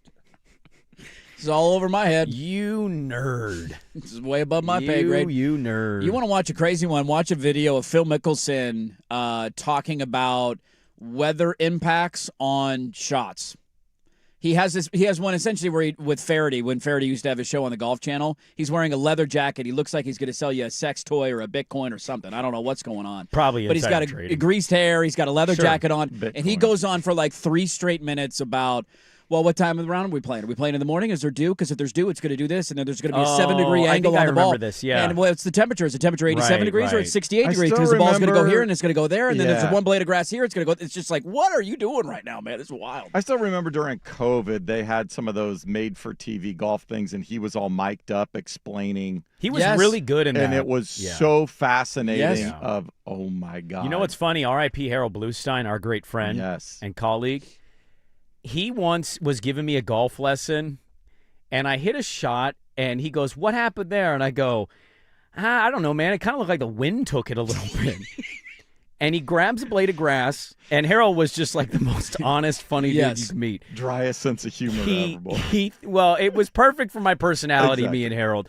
And he threw up the blade of grass, and it barely moves in the wind. Falls down and to the ground. And he goes, if the wind isn't 10 miles an hour or higher, shut up about the wind. And I told this to my friend once, who also lives in the Phil Mickelson There's of breath of a breeze or something. Yes. Shut up about the sun. And my buddy's more on the Phil thing. Well, what time are we teeing up? I got to use my 5 here because my 6 won't reach. And I'm like, just hit the ball. You'll be all right. And he heard me say this, and every time he hits it, if I go, that's kind of windy, he goes, oh, I heard the wind was bull crap. What? Yeah, what is it, 8 miles an hour or 11? What's the difference? Yeah, Check the miles per hour. Yeah. Point of clarification, I just pulled up the World Amateur Golf rankings. It's not Miles your Russell? Boy Miles Russell is currently 12th. Oh, okay. Well, this ESPN article I read said he's the number 1 player in the world in the Rolex AJGA rankings. I think we found out. Oh, that's different. That's the American Junior Golf Association, not the World Amateur Golf rankings. You'd never heard of him, so how do you know? I went to do research while you were chastising me. We have a golf off right now. We do have a golf off about Let children. me hang it. Of an amateur golfer. That's a name I've heard of before. You've never heard of him. Well, Chuck Woods is going to be in your life in college. He's going to go to Florida State and catch dirt, checking out everybody at the children's course over there in Gladstone. We got a loaded rest Peering of the through show. the bushes. Nice 5-iron. What's your name? I need to jot it down for my radio program. Noonan, you can do it. A lot to get to here on a Statter Story Hump Day. Coming up next, is this the time and place? Evidently it was for this individual. It's Olympic related. We'll get to it next on The Fan. It's time for Who's Stinking It Up? Woo! Do not go in there. A sports lowlight, ripped from the headlines. We couldn't do diddly poo. Brought to you by Three Mountains Home Services. Schedule your appointment online at threemountainshomservices.com. Everyone in this building expected it. Oh, Fox the steal. He's waiting for Victor. Yeah, there's Spurs TV there. Wemby with 25 points in the first 8 minutes of this game. Finished with 40 in like 25 minutes. Just dominated the Lakers. No LeBron, no Luka, no Reeves, and the Lakers get blown out. The reason why Miles Russell is interesting is when he was 15 years old. Do you know he made his PGA Tour debut? He played at the Rocket Mortgage Classic as a 15-year-old. He shot a 74 in the first round. He just barely missed the cut. 15-year-old in a PGA Tour event 2 years ago. Wild stuff. I'm super uncomfortable with you talking about what somebody did at 15. Who's stinking it up? The LA Lakers, and they're choosing to not care about their basketball game. Brought to you by Three Mountains Home Services. Our friends at Three Mountains Home Services are back with an amazing offer. Buy an AC and get the furnace absolutely free, but only for a limited time. Year-round comfort starts now. Visit ThreeMountainsHomeservices.com today.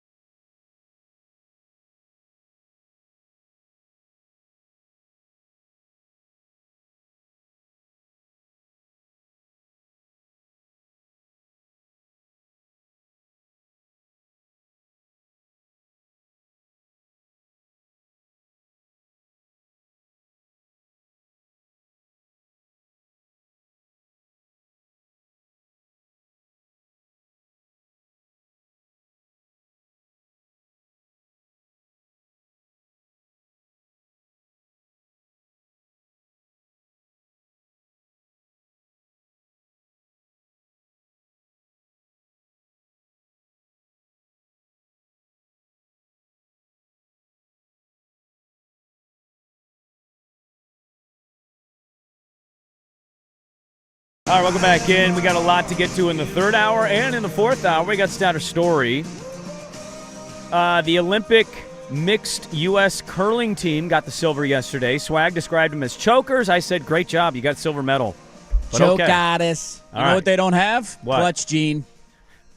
All right. You know who wins that gold? Yeah. Michael Jordan. Probably passed on the last possession. Yeah.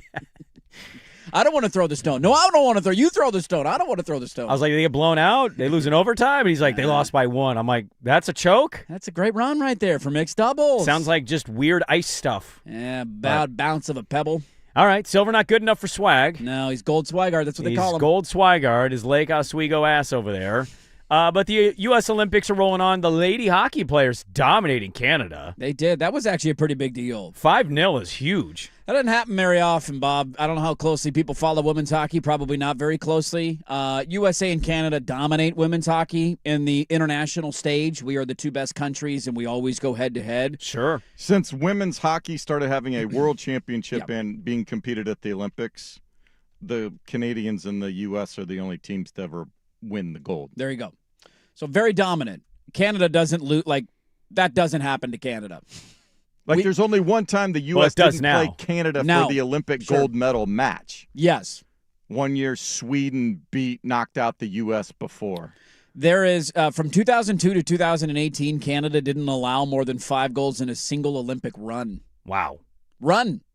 Yeah. Run. And look what Totality. we did to them. Look what we did to them. Pretty remarkable. But you've had a lot of Olympic stories that have been great. This one is maybe the most odd. Although you did challenge it coming back from the break with a stolen credit card story. So we can get to that too. But so this one is a biathlon skier. Now, what's that? Is that where they're shooting guns? Yeah, cross-country skiing and then target shooting. Okay. Yeah. Okay, so this guy gets the bronze medal in the biathlon. That's a hell of a run. Way to go. He's finished his run. He's from Norway. Norwegian. He's Norwegian. And he does an interview in the post. He's just medaled. So this is like he just got done shooting his gun and skiing his skis. And we know that he's going to be a bronze winner. There's a reporter right there. Top 3 in the world in what you do. You ski and shoot, you're the 3rd best at it in the world. Pretty remarkable. Okay? Now I'm going to have to play the clip and play a different video on my computer so I can translate because the whole thing is in Norwegian. You don't know Norwegian? I don't know Norwegian. Get ready to learn Norwegian, buddy. Yeah, get ready to learn it, buddy. We're losing the Blazers. You got to start covering Norwegian skiing. Well, what do you think I should do? Should I translate and play the video or just tell you basically what the video was? Why don't you just sum it up at the end? I think it'll be funnier. How long is the clip? It's 1 minute. It's fine. 1 minute of Norwegian. People can handle that. 1 minute of Norwegian. Here you go after a guy has secured the bronze. Det er stort. Det er min første OL-medalje. Og jeg vil takke alle som har hjulpet meg på veien. Smørerne for en kjempegod skidag, og hele familien som har backa meg. Og så er det en jeg ville dele det her med, som kanskje ikke ser på i dag. For et halvt år siden så møtte jeg mitt livs kjærlighet. Getting emotional. Verdens vakreste, fineste person. It's a big deal. Og for 3 måneder siden så gjorde jeg min største tabbe og var utro mot henne. Og så jeg fortalte det for en uke siden. Og det har vært den verste uken i mitt liv. Så jeg hadde gullmedalje i livet. Det var sikkert bare mange der nå som ser på meg med andre øyne. Men jeg har kun øyne for henne. Jeg vet ikke hva jeg vil fram til å si det her nå, men Now, if you would have just played that clip of that crying man in a different language, I'd have been like, he's probably super happy and also somewhat sad that he couldn't do better than bronze, would be my guess, right? I really hope there's somebody who's like visiting from Norway who doesn't speak very good English, like scrolling around on a rented car, just landing on our station and then being like, "Oh my God, they're speaking Norwegian!" Like getting all excited. Well, if they don't speak English, I don't think they'd say that. We get those letters from the ham operator, like over there in Scandinavia or something like that. You would get those letters, not me. Not me. Okay. That's they don't send anything to me. I don't get letters. So you hear that clip and you're like, dude's emotional. He won the bronze. Thanking his parents. You hear Norway in there, like, all right, he's shouting his country out. He's a proud dude who just medaled at the Olympics. Oh no, your guess would be wrong. This man got the bronze. He was immediately interviewed, and he says, "I'd like to thank my parents and all the support, but I've lost the gold medal in my life. What? I would like to apologize to my girlfriend for cheating on her." I'm not kidding. The breakdown in English is, I met the most beautiful love of my life 6 months ago. What a wonderful story. He's in love. And 3 months ago, I made the biggest mistake of my life. And I want to apologize to my girlfriend for cheating on her, and I hope she forgives me. I can't believe I did that. It's the worst thing to ever happen to me in my life, as he's just won the bronze at the Olympics. Let's give this guy a massive tip of the cap, okay? Not for cheating on his girlfriend. I don't condone that, and cheating's not good behavior.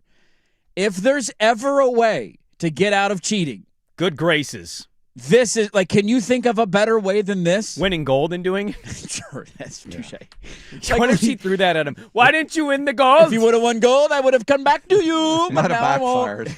It might have Like, backfired. this guy took his opportunity. He just had I actually don't know anything about him, so I shouldn't say that. But I'm imagining this is one of the best moments of his life athletically, right? It has. Professionally. I mean, how do you? Yeah, Unless you he medal. does a medal every time, Sure. and last time he did gold, I don't know. But I'm just going to go out on a limb and say this is one of the peaks of this guy's career Legrid. in life, athletically. Big Legrid fan. I watch his film all the time.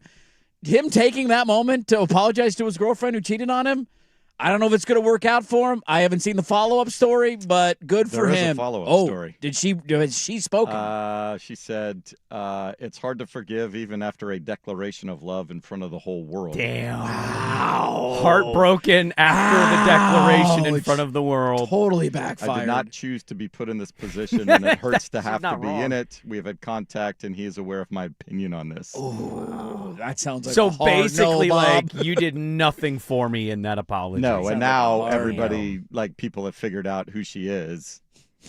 Oh, touche. Somebody's going to find the mystery girl. By the way, I saw this on Reddit, and the first comment says, how does one say, sir, this is a Arby's in Norwegian? He said, I just got in my car, turned my radio on, thought for a second the Russians had taken over. Yeah, dude, Red Dawn happened. It's over. Run! They'd already hosted radio shows.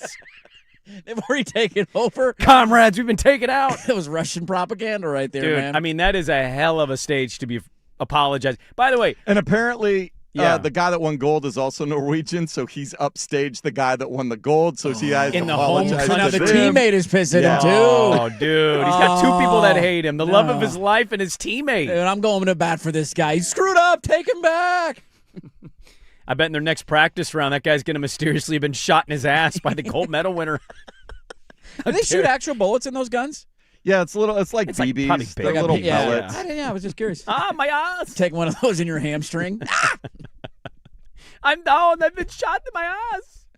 Yeah, dude, you upstaged me. I won the gold. Don't take my moment.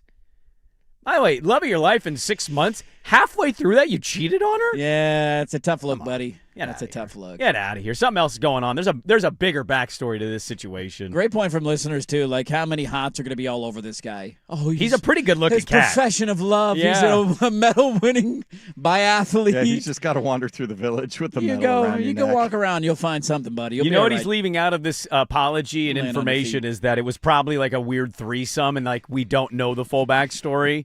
And he just 3 months in was like, I'm getting wild. A lot of hot wax involved. Just, yeah.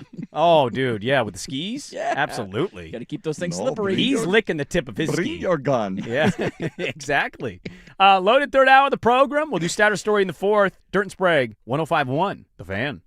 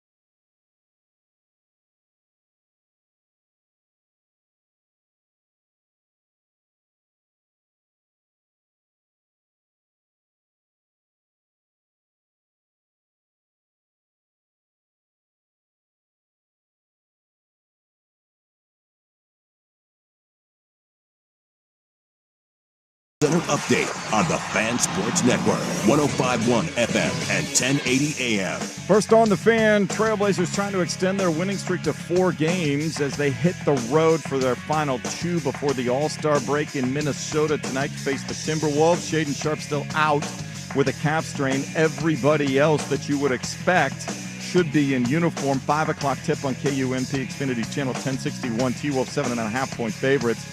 Seahawks are just hours away of the public celebration with the 12s for their second Super Bowl in franchise history. A public ceremony at 10 a.m. will be followed by the parade at 11 a.m. However, Seattle Public Schools remain open, and the superintendent has said missing school for the parade will be considered an unexcused absence. In Milano Cortina this morning, Slovakia has grabbed the early 1-0 lead on Finland as the first men's hockey game has begun pool play in Group B. Later this morning, the U.S. men's curling team will start their pool play 10:05 a.m. against Czechia. More sports scores and stories in 30 minutes. Jason Swigard from the George McCoy at Warren Allen Sports Desk. Hurt missing work, insurance companies acting like jerks. Don't call your mom. Call George McCoy at warrenallen.com. It's time for your Sunrise Guys. Let me come in. Oh, come on in, Swag. Water's warm in here, buddy. Come on.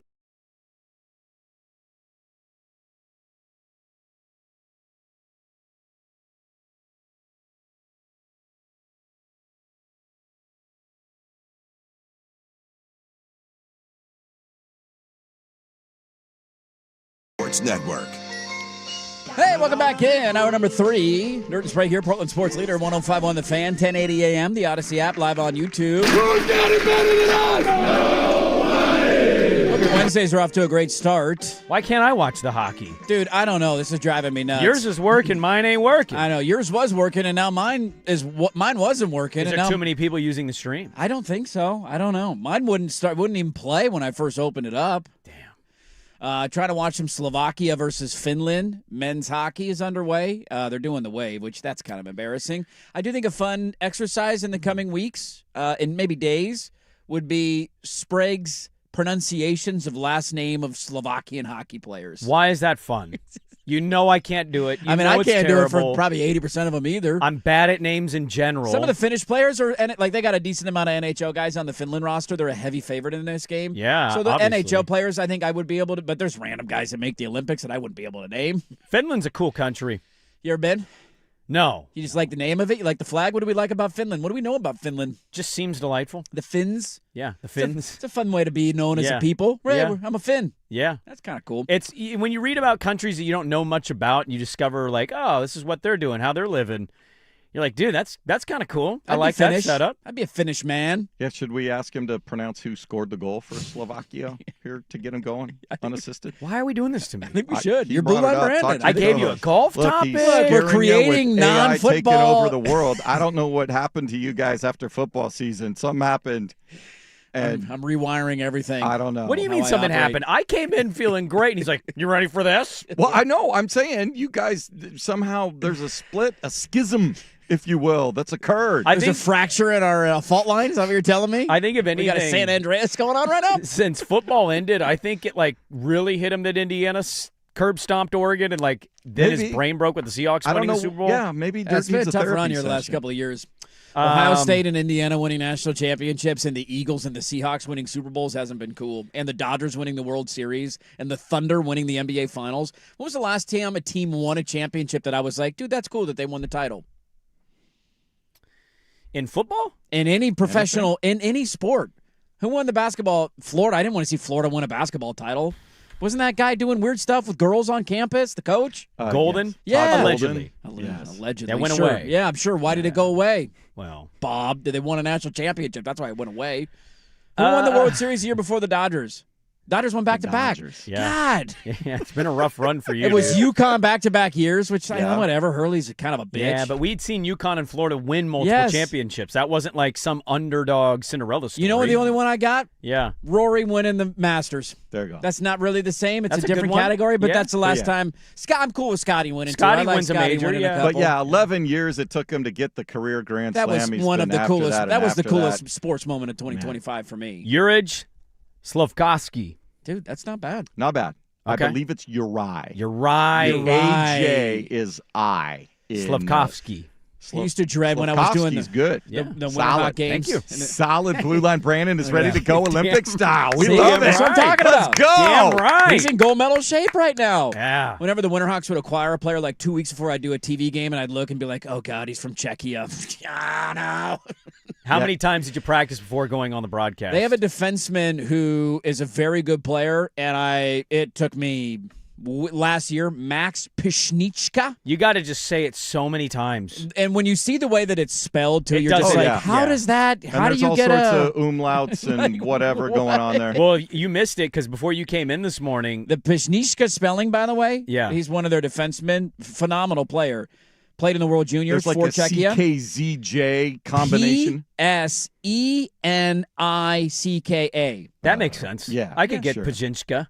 Sure. Pishnichka. Yeah, right. I could totally get that. No. Nailed it. No, when we get the European players for the pot, you just have to go, syllable by syllable, sound it out, and then start slowly getting faster and faster. And then I got to Yes. figure out, okay, how do I say this very quickly when we're going on a steal and a fast break the other way? Yes. Before you came in, Swag was talking about how we have a upcoming fan event that we've been doing the last couple years at a location.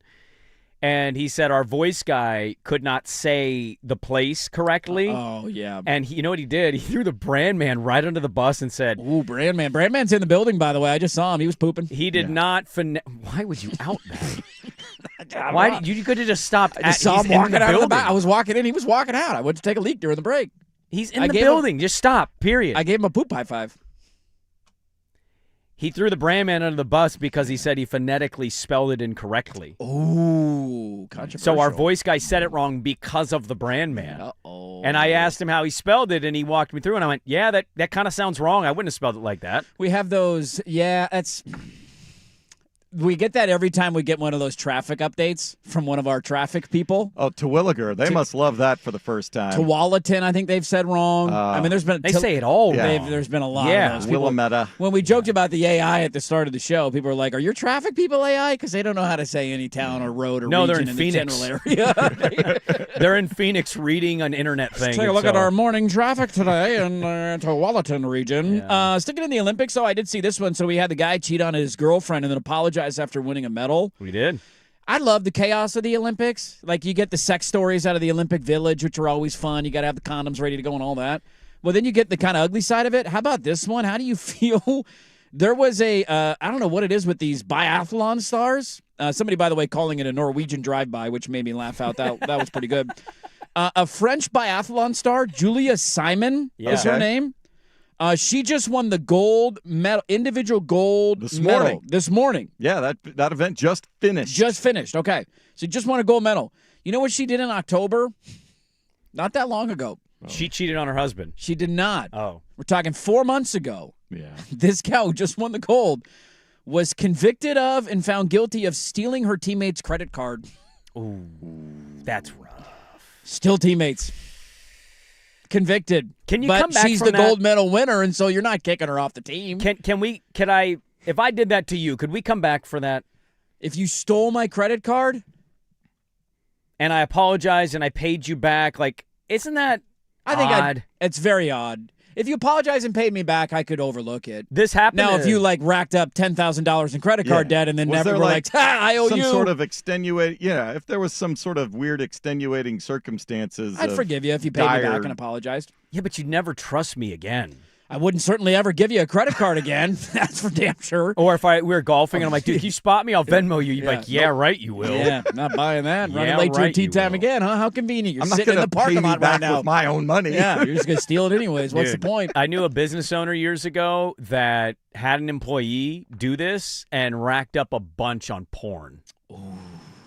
Yeah. That's a tough one to buy because then was the person in a relationship where the other person could see the payments or anything? No. Okay, because that would be like, imagine that happening because how many husbands have tried to use that as an argument? No, I didn't buy her OnlyFans. Somebody stole my credit card. Well, but in this case, it could have actually been true. I think it was an alert instantly of like, this has just been purchased. And it was like, what? What was the title of the movie? I don't know. I didn't ask those questions. I just was told the story, but they ended up coming back from it. What was the website? I mean, this was a long time ago, so Okay. I don't even know Could what. have been some DVDs. Yeah, actually, it might have been. Some Yeah. VHS tapes? We're talking about that era. Yeah. Yeah. It might have been at a store. I remember in 7th grade, a buddy of mine trying to sell me a naughty VHS tape and getting so excited to get home and put that thing in, and it was a skateboarding video. I got scammed. Oh, that's got 40-Year-Old rickrolled. Virgin. Everybody loves Raymond. Dude, I was so psyched. I was like, this is awesome. I'm going to go put this thing in my VHS when I get home. And then it's like guys doing some grinding on a rail. What's the last thing you stole? Ooh. I don't Like on purpose, like you plotted. Do teas at country clubs count? If you're plotting and you see it and you go, I'm getting one. I mean, if you play at a country club, that's a nice one, and they have those little things on the first tee box. No, those and there's are- like the bin of grab a tee, take a tee. Isn't that free? I don't know. I'll grab 2 handfuls though and put them in No, my bag. it'd be more like you're in the clubhouse and you like the logo of the club and you go, this is my polo now. I don't know if I could tell you that. It's been a long time since I've stolen anything. Mine would be 4th grade book fair Jerry Rice poster. Yeah. Absolutely plotted everything. Had the person distracted at the front. Run the Walked up and down the aisles, grabbed it, kept walking around, and then I had the friends purchase, and as they were purchasing, I was like, come on, guys, hurry up and buy your stuff. I got my stuff. And then we walked out, and I came home, and I hung that bad boy up with pride. set. Damn right you did. I did, dude. It was a What was great, the price of that poster? Do you remember? probably $2.99. Yeah, it can't be much. It's a poster. My mom wasn't giving me $2.99. Are you kidding me? What was $2.99 in 1995? What's the inflation rate on yeah, that? what's that inflation What, rate? about $10 now. You think my mom Ah. was giving me $10 For a Jerry Rice Outta here. poster? You know, I didn't have No. not She'd be like, happening. Brandon, why don't you just draw it? You watch them. Yeah, okay. All right. Great. Okay. You've seen me draw, but all right. Draw a Jerry Rice poster. Great put it on your wall. suggestion. Well, teammates are stealing. She received a suspended 3-month sentence and a fine. That's what she had to do. But obviously, she's a gold medal. Like, you're not kicking her off the team. She's clearly the best in the world. So What's the crime to get you to quit the Olympics because there's a teammate there? I mean, there's Dude, I mean, sleeps with outside your of the wife? obvious. That's not a crime, technically. It is in your heart. It's a moral crime. You're my teammate and you slept with my wife? You broke the law of my heart, man. Yeah, you've broken the law I of mean, my yeah, marriage. I would quit the team if that happened. I would quit the team. But Even that's not with the Olympics? even with the Olympics. Yeah. Wow. If they're not kicking the cheater off, if the cheater gets to say, I'm not sticking on a team with that guy. I don't care. Swag, if you know you're going to win the gold and you catch dirt with Lady Swag and you are on the same team, are you just overlooking that to go clinch that gold or are you quitting? Has he won a gold before? No. Has he won a silver or a bronze He's before? never medaled. It's his first time, but he first knows ever in Olympics. his heart he's the best at this. Man, I'll kick that guy off the team and I'll go back in 4 years. What if you can't because that guy might be the silver and you need that top two? Got to have the silver. Yeah. What's the situation to get you to walk away from a gold medal? That certainly would be one that I would contemplate. You would have, you would seriously contemplate. It'd be pretty funny if that actually happened and then you had them win gold and silver and then on the podium, he like during the national anthem, the guy punched the other guy in the face. Like, what the hell's going on there? We had But no if we idea. knew the backstory, you'd be like, that's deserved. Yeah, but if you didn't know the backstory, you're just like, he just punched his teammate in the Roger face. Dorn and Rick Vaughn. Yes, Yeah, what's going on? Yeah. That's exactly it. Yeah. So that's happening. There's your latest out of the Olympics. A recent look at what works for NFL offenses. I was intrigued by this, and there's one commonality between playoff teams. We'll get to that. We got Saturday Story coming up in the final hour. Back after this 105.1 FM The Fan.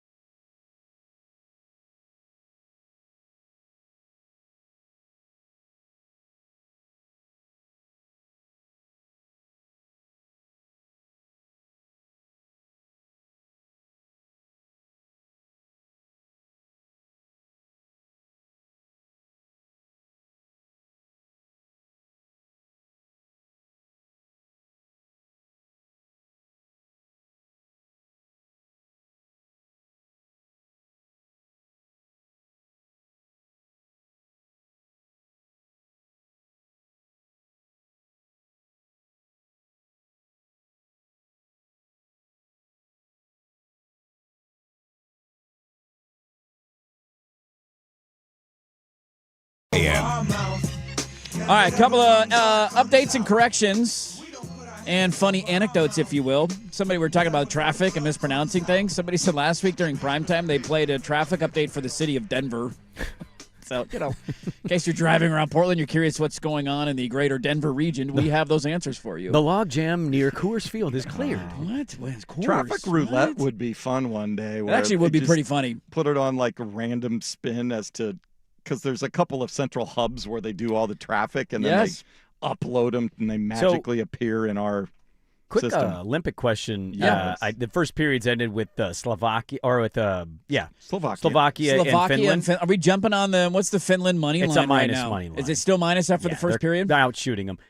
They got their rink figured out. Wasn't that a big problem? They didn't think they'd actually be able to play. Yeah, it was way, way behind construction. There's two actually hockey arenas, and there was one of them that was brand new from the ground up. But they figured it all out. Yeah. They solved the ice So issues. the problem wasn't really a problem. I mean, it was a problem, and they solved it. It was the problem. an issue. There They was were a supposed concern, to do test events months before they actually got to play games on that ice. Okay. I'll tell you what I'm going to jump on right now. You want a little live on-air bet? Oh, How about Finland minus 1.5? The way they're shooting. on the puck line. Yeah, they should. Plus they should. 240. Oh, I'm in. Let's do it. I'm locking it in right now. All right. With you. Lock it in. Live on air I gambling. think our the Kraken Olympians, I need a dub after the Capo weekend. Kakko and Ellie Tolvanen, going to light the lamp. It very well could. You never know. Somebody said if that happened to them, the teammate scenario where they cheat on sleep with your wife and you're the teammate, this listener said you break his leg and you get arrested. That way nobody can meddle. You know what? The vindictive nature of that I can support. I was get to get to a football thing here. I did have a general question, and this part of this will go into the Magic Hat tomorrow. Sure. I'm wondering, do you guys ever have it when you're walking around the house and you get entrapped by a show that your wife is watching? Yeah, This happens to me 2 to 3 times a week. She's got something on, you're not quite sure, and you're like, this looks stupid, and the next thing you know, you're sitting down and you're like engrossed in the show. Yeah, because she likes a different genre of show than I, but she will watch some that are up her genre alley, but it's just enough for me to be interested in it. Like, she's really into the crime, murder. Yeah. And I'm not really into that, but there are the occasional storylines, and then I'm like sitting there trying to guess.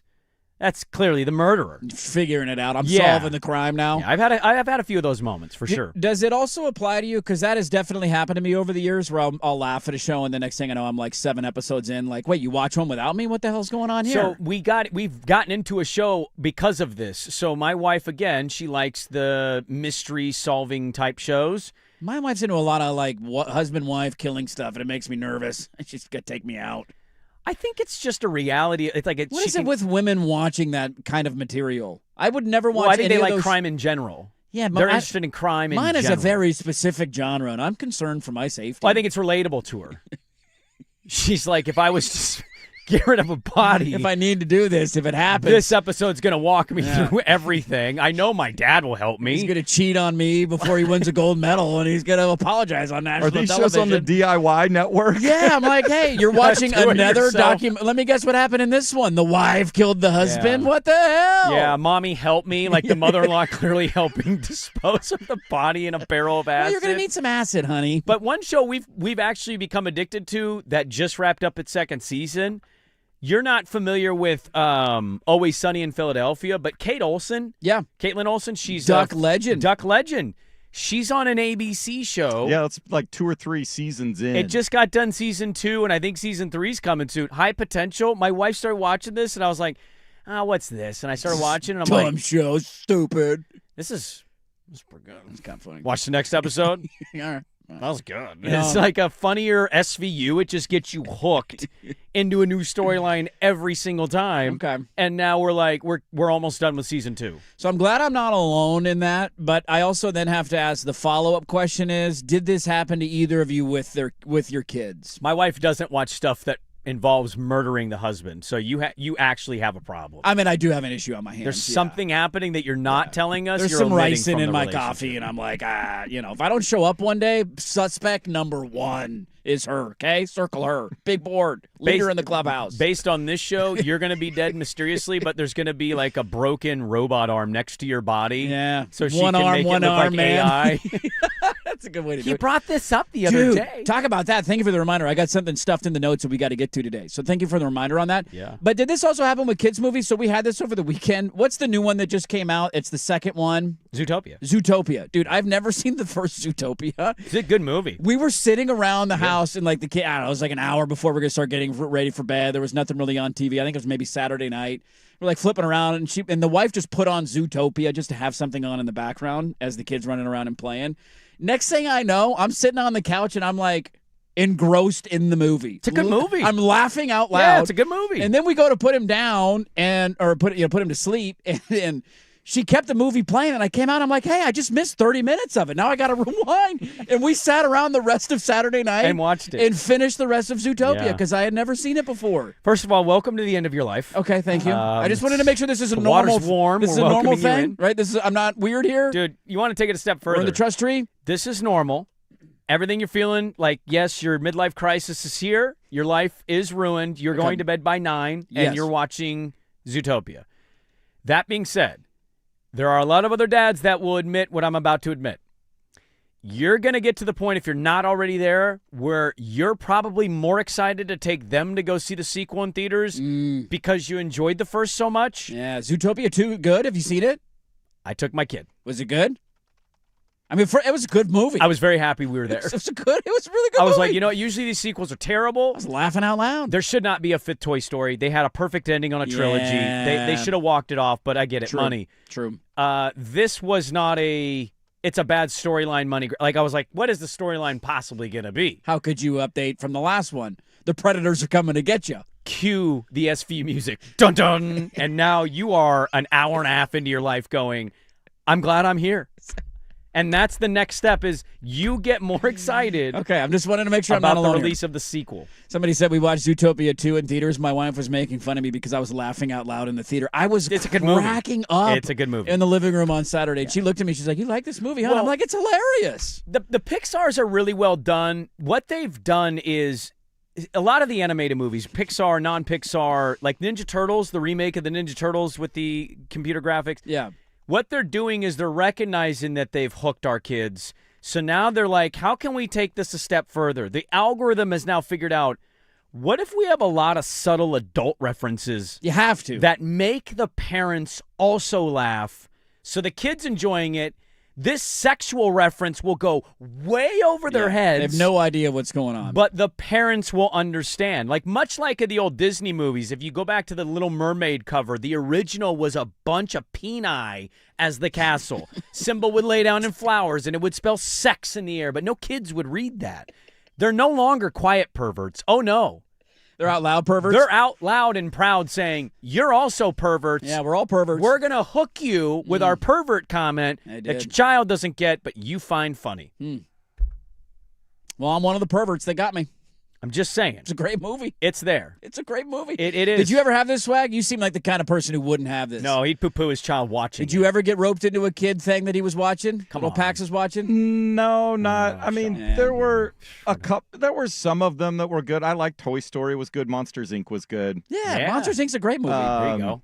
So there would be those that I would watch with him, like sit down and watch. But for the most part, there were very few that I was like. The only one we actually watched that I actually routinely chuckled at was SpongeBob. SpongeBob. Really? That did it for It's you? stupid, but it's pretty funny. It's very stupid. That is humor. like a total don't judge a book by its cover bite, because of all the shows that would have made you laugh, SpongeBob might be on the bottom of the list. That doesn't seem like it's simpatico with you in any way, shape, or form. It's, yeah. Much like you said, it's sophisticated rice the other day. It's sophisticated stupidity. Yes. Yes. Might define our show. It might. Yeah, it probably does. That's our slogan for our show. The shows are getting this way, too. Like, they're still going to have... He's going to watch dumb YouTube shows that you're like, why are you watching this kid dig mud? Yeah, what is this? I'm like, I don't know, Dad. I just like the way he doesn't stop. He might dig all the way to China.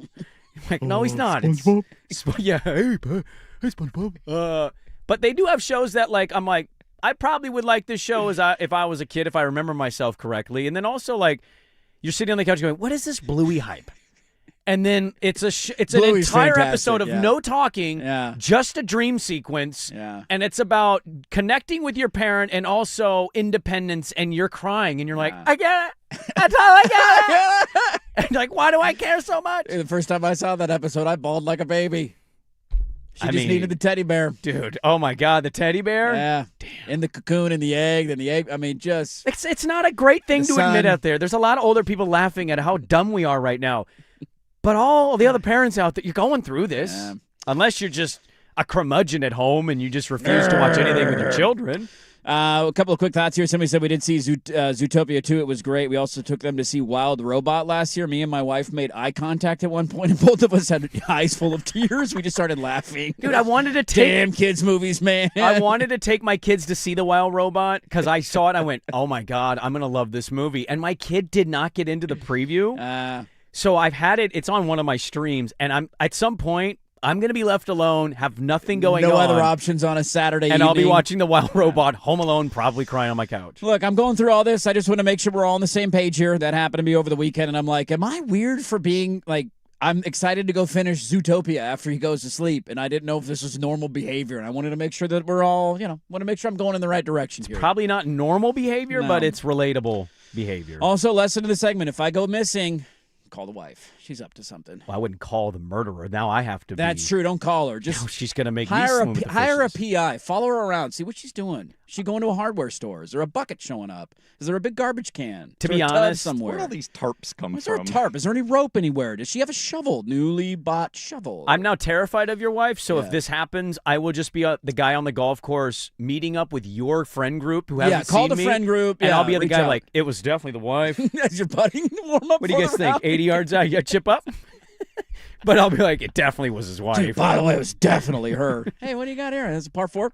All right, I didn't get to my football segment there. One thing that playoff teams have in common. I thought this was interesting. We'll dive into that next, but first, here's Swag with SportsCenter. Now, from the George McCoy and Warren Allen Sports Desk, a Sports Center update on the Fan Sports Network, 105.1 FM and 1080 AM. First on the Fan, Trailblazers taking their 3-game winning streak on the road to finish up their schedule before the All-Star break this weekend. They're in Minneapolis to face the Timberwolves tonight. Shaden Sharp out with his calf strain. Everybody else should be available. 5 o'clock tip on KUNP Xfinity Channel 1061. Or 1016, pardon me. T-Wolves are 7.5-point favorites. LeBron James' streak of making an All-NBA team will end this season after 21 years in a row. He missed his 18th game of the season as the Lakers got blitzed by the Spurs. He is unable to meet the minimum games played requirement for consideration this season. To Milano Cortino, where the U.S. Olympic team put 3 more medals into the vault today. Ryan Cochran-Siegel taking silver in the men's Super G. And for the women's mogul, Elizabeth Lemley winning gold. Her teammate Jalen Koff winning silver. More sports scores and stories in 30 minutes. Jason Swigard from the George McCoy at Warren Allen Sports Desk. Hurt missing work. Insurance companies acting like jerks. Don't call your mom. Call George McCoy at warrenallen.com. The home of the Fan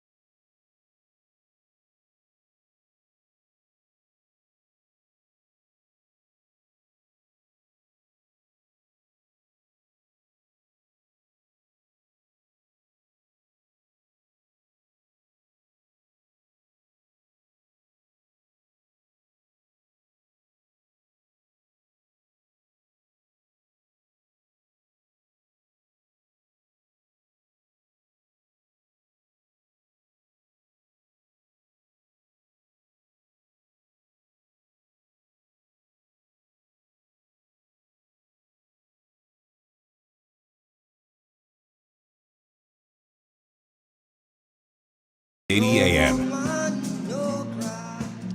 right, we got Saturday Story coming up in the final hour. Blazers back in action tonight. Who's playing? Is everybody playing from Minnesota? Do we know that? Is anybody questionable? Are they on the second of a back-to-back? Are they sitting guys? Do I get to watch Ant Edwards tonight? Please let me. Great. I'm done assuming who's playing in the NBA anymore. And would have been fun to watch Embiid the other night, but no, don't get to watch that. Center I've never heard of before in the lineup for the Sixers. So see who's in the lineup tonight.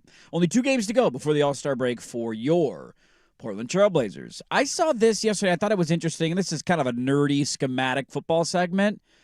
But if I were to ask you guys, this isn't like, I'm not talking for a stat in terms of like turnover luck or point differential and all that.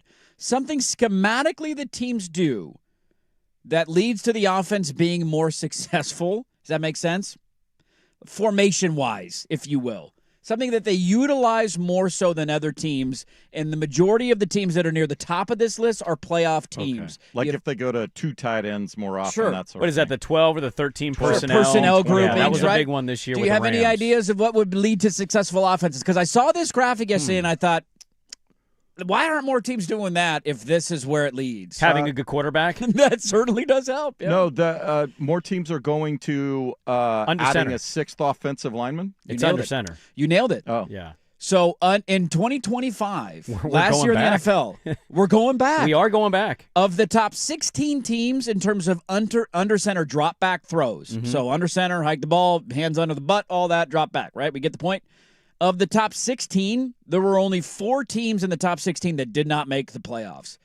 The Chargers were number 16, the Broncos, the Jags, the Texans, the Packers, the Pats, the Bills, the Niners, the Seahawks, the Rams, and the Bears. The Rams, I should have said before, or last, they were number 1 in the NFL in under center drop back throws. The only teams in the top 16 that did not make the playoffs that were in that category of under center dropbacks were the Lions, who were 4th on this list, the Cowboys, the Minnesota Vikings, and the Arizona Cardinals. Huh. So Okay. Warren Sharp had this yesterday. He put it out, and he put a star next to the playoff teams.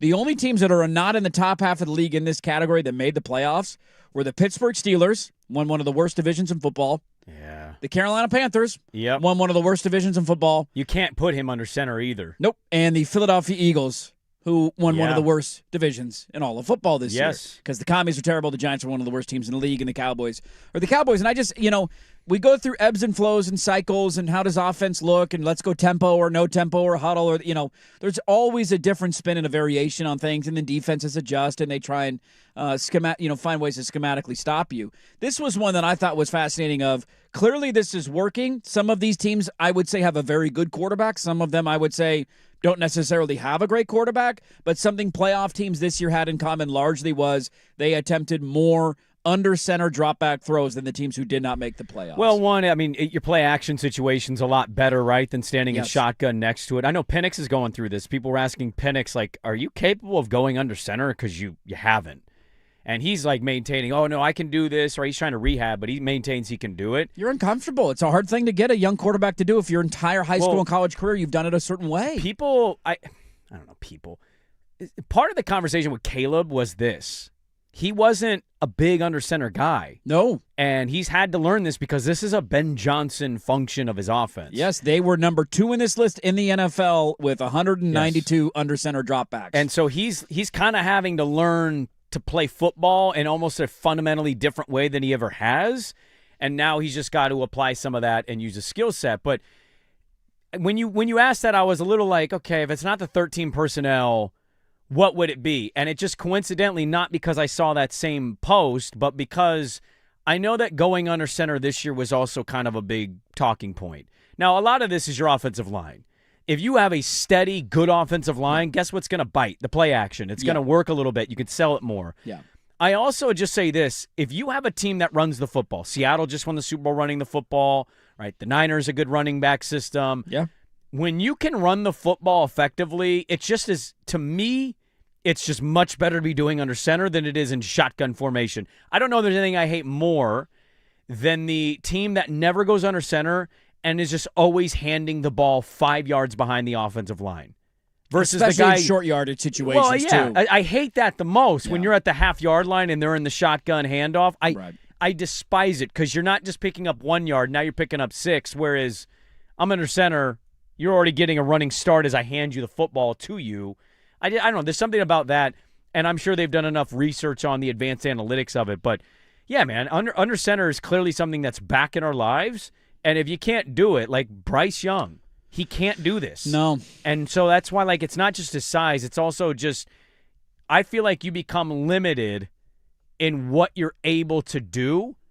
And so, yeah, being under center now, obviously the evolution of it has grown a lot. It's interesting because if I were a high school quarterback coming out and I was a highly touted guy, honestly, one of the things that would pique my interest, maybe this is just an old dumb thing and the only thing that matters to these kids is money, but you obviously want to get to the next level and you want to get to the NFL. You have to be able to, your point, go under center. There's a lot of college offenses that are now involving that. Oregon has been a great example of this the last 3 years. I remember like 2 or 3 years ago when Will Stein put in a I formation package, and it was like, wait a minute. Did Oregon just go I formation in 3rd and short and hand the ball off to a fullback? I haven't seen him do that since Joey Harrington was the quarterback there. That was a long time ago because forever they were just spread you out, shotgun. They never went under center. But that's something they utilize in their offense now. And it would be something if I were a young, highly touted quarterback picking colleges, that would be a part of my decision process because when you get to the NFL, teams are going to ask you to do this. And if you don't spend any time doing it in college, the adjustment is extreme. And so you might as well take the training wheels off. Some of the numbers on this are jarring for teams at the bottom. Now, one of them, you just say, you've been so successful, so who the hell cares? So the Rams were number one on this list, 251 attempts under center dropbacks in 2025. Dead last on this list, the Washington Commanders. Do you know how many under center dropbacks they had last year? In the entirety of the season. I'm trying to think of Jaden Daniels under center in general, and I know he didn't play a lot this year because of the injuries, but 17. That's crazy. The second lowest on this list, and again, maybe you give them a pass because who they've been is Kansas City. Kansas City only attempted 45. Yeah. Mahomes is largely a shotgun guy. Yep. Burrow, 51. Yep. Jalen Hurts, I mentioned right there at 50. Well, how much of this is offensive line driven too, right? That's like a huge part of it with for sure. Burrow, he missed an entire season because he ended up getting hurt on a hit. I just kind of wonder, like, if they don't feel that confident in the offensive line, you want to give your quarterback that 5-yard cushion to operate before they sling the rock around. But then you get and this is what's interesting and why I was reading about it yesterday, was because we just got through the Super Bowl where there was reportedly a tell on the offensive line of New England when they were going to throw him with. You know what helps is if you're an I formation or single back and every offensive lineman has their hand in the dirt and they're all down in a 3-point stance. You're not going to get that same level of tell. And so that I remember doing that segment earlier and I saw this and I'm like, yeah, that's why it makes it more difficult to stop because you don't know what the hell the offense is going to do. I've heard some of this chatter in basketball. Like I saw a clip of Mike Wilbon last week basically just being old Mike Wilbon. I hate the NBA. I hate the way they play the game. And I get it. A lot of people do. We hear about it all the time. There's a lot of people that wonder when the Zags come into the NBA. Not that the 3-ball is going to go away, but, you've kind of heard some of this chatter with the mid-range. Hey, bring it back. Guys that are good with mid-range, just shoot the mid-range. Why would you not? Don't feel like you got to take that extra 2.5 steps back because the math says this or that. Like, if you're an infinitely better mid-range shooter than you are a 3-point shooter, see Shaden Sharp here, just lean into what your game is. Like, you get a lot of – almost all these sports do this. Some sports evolve to a point where things don't necessarily go away. But football going through this, they did this with the Chip Kelly hurry-up stuff, and then, slows down a little bit. Now you got the shotgun versus under center stuff.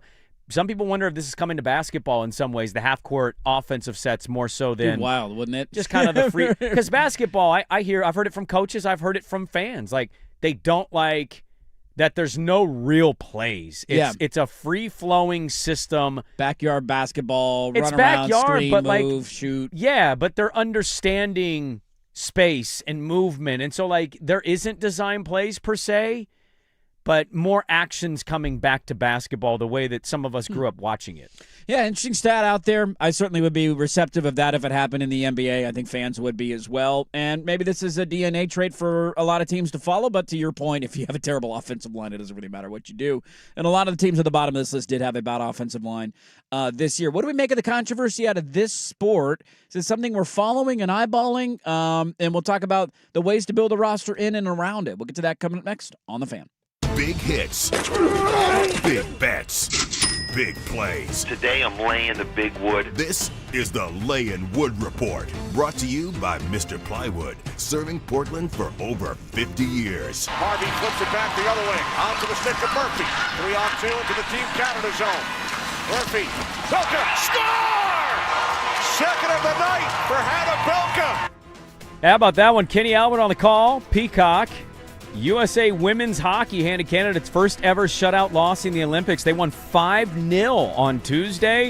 It is USA's largest shutout win versus Canada in all competitions, and it's the USA's largest win over Canada at the Olympics. Their all-time record in the Olympics, Canadians women's hockey, 37-3 all-time record. Nobody had ever beaten them 5-0. Now, to be fair, it's not the medal round yet, and their best player was out of the game. I've seen people bring that up, and it's definitely valid, but still a good confidence booster for USA to see them do that against one of the best teams in the world. Lane Wood Report brought to you by Mr. Plywood, serving Portland for over 50 years. They have delivery, custom cutting, and special orders along with great customer service. Visit them at Southeast Stark Street or at mrplywoodinc.com.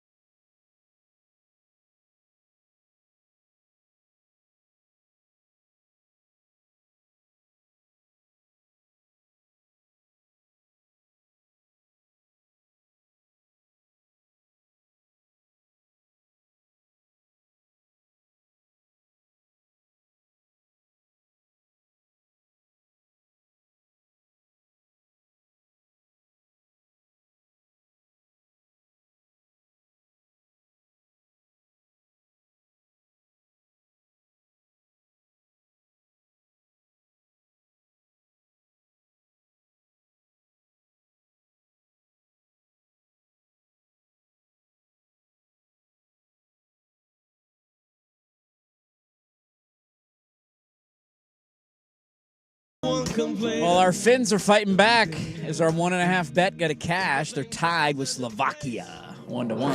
Oh. This just into college football.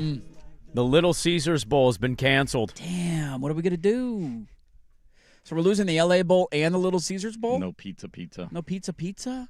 You know, my niece poo-pooed that the other day, and I'm like... What, Little Caesars pizza? Yeah, I'm like, You don't know what it's. You don't get it. You don't know what the hot and ready You haven't is about. struggled, okay? He certainly hasn't. You got $10 in your pocket, and I need meals for the week. What am I going to go get? I'm going to go get 2 Little Caesars Hot and Ready's pizzas, and I'm throwing them bitches in the fridge, and I'm going to eat them cold or reheat them if I want to. If you got crazy bread, you were a bougie bitch. Yeah, I'm balling on a budget over here. We had a budget, and it was a hot and ready, $5, and we're good. That's all I got, man. That pretzel crust. Oh, yeah, that's good. That's good stuff. Man. No more football. No more football. Damn, what's Detroit going to do? Couple of thoughts here. Yeah. Fan text line. Sure. Somebody said the problem is, most young quarterbacks are scared to turn their back to the defense. I think that's definitely a part of it. Another one, some of the short kings need space to see over the line. Yeah, ASAP. I mean, that's definitely Bryce Young and Definitely Kyler Murray and all their thing. That goes back to our Joe Flacco cut we had the other day of like him saying, I know I was in the new era, but also I came up in the old era. Yes. Of we just don't get hit anymore. And so the physical, like Drake May, I'm not saying Drake May isn't a tough quarterback. It won't be.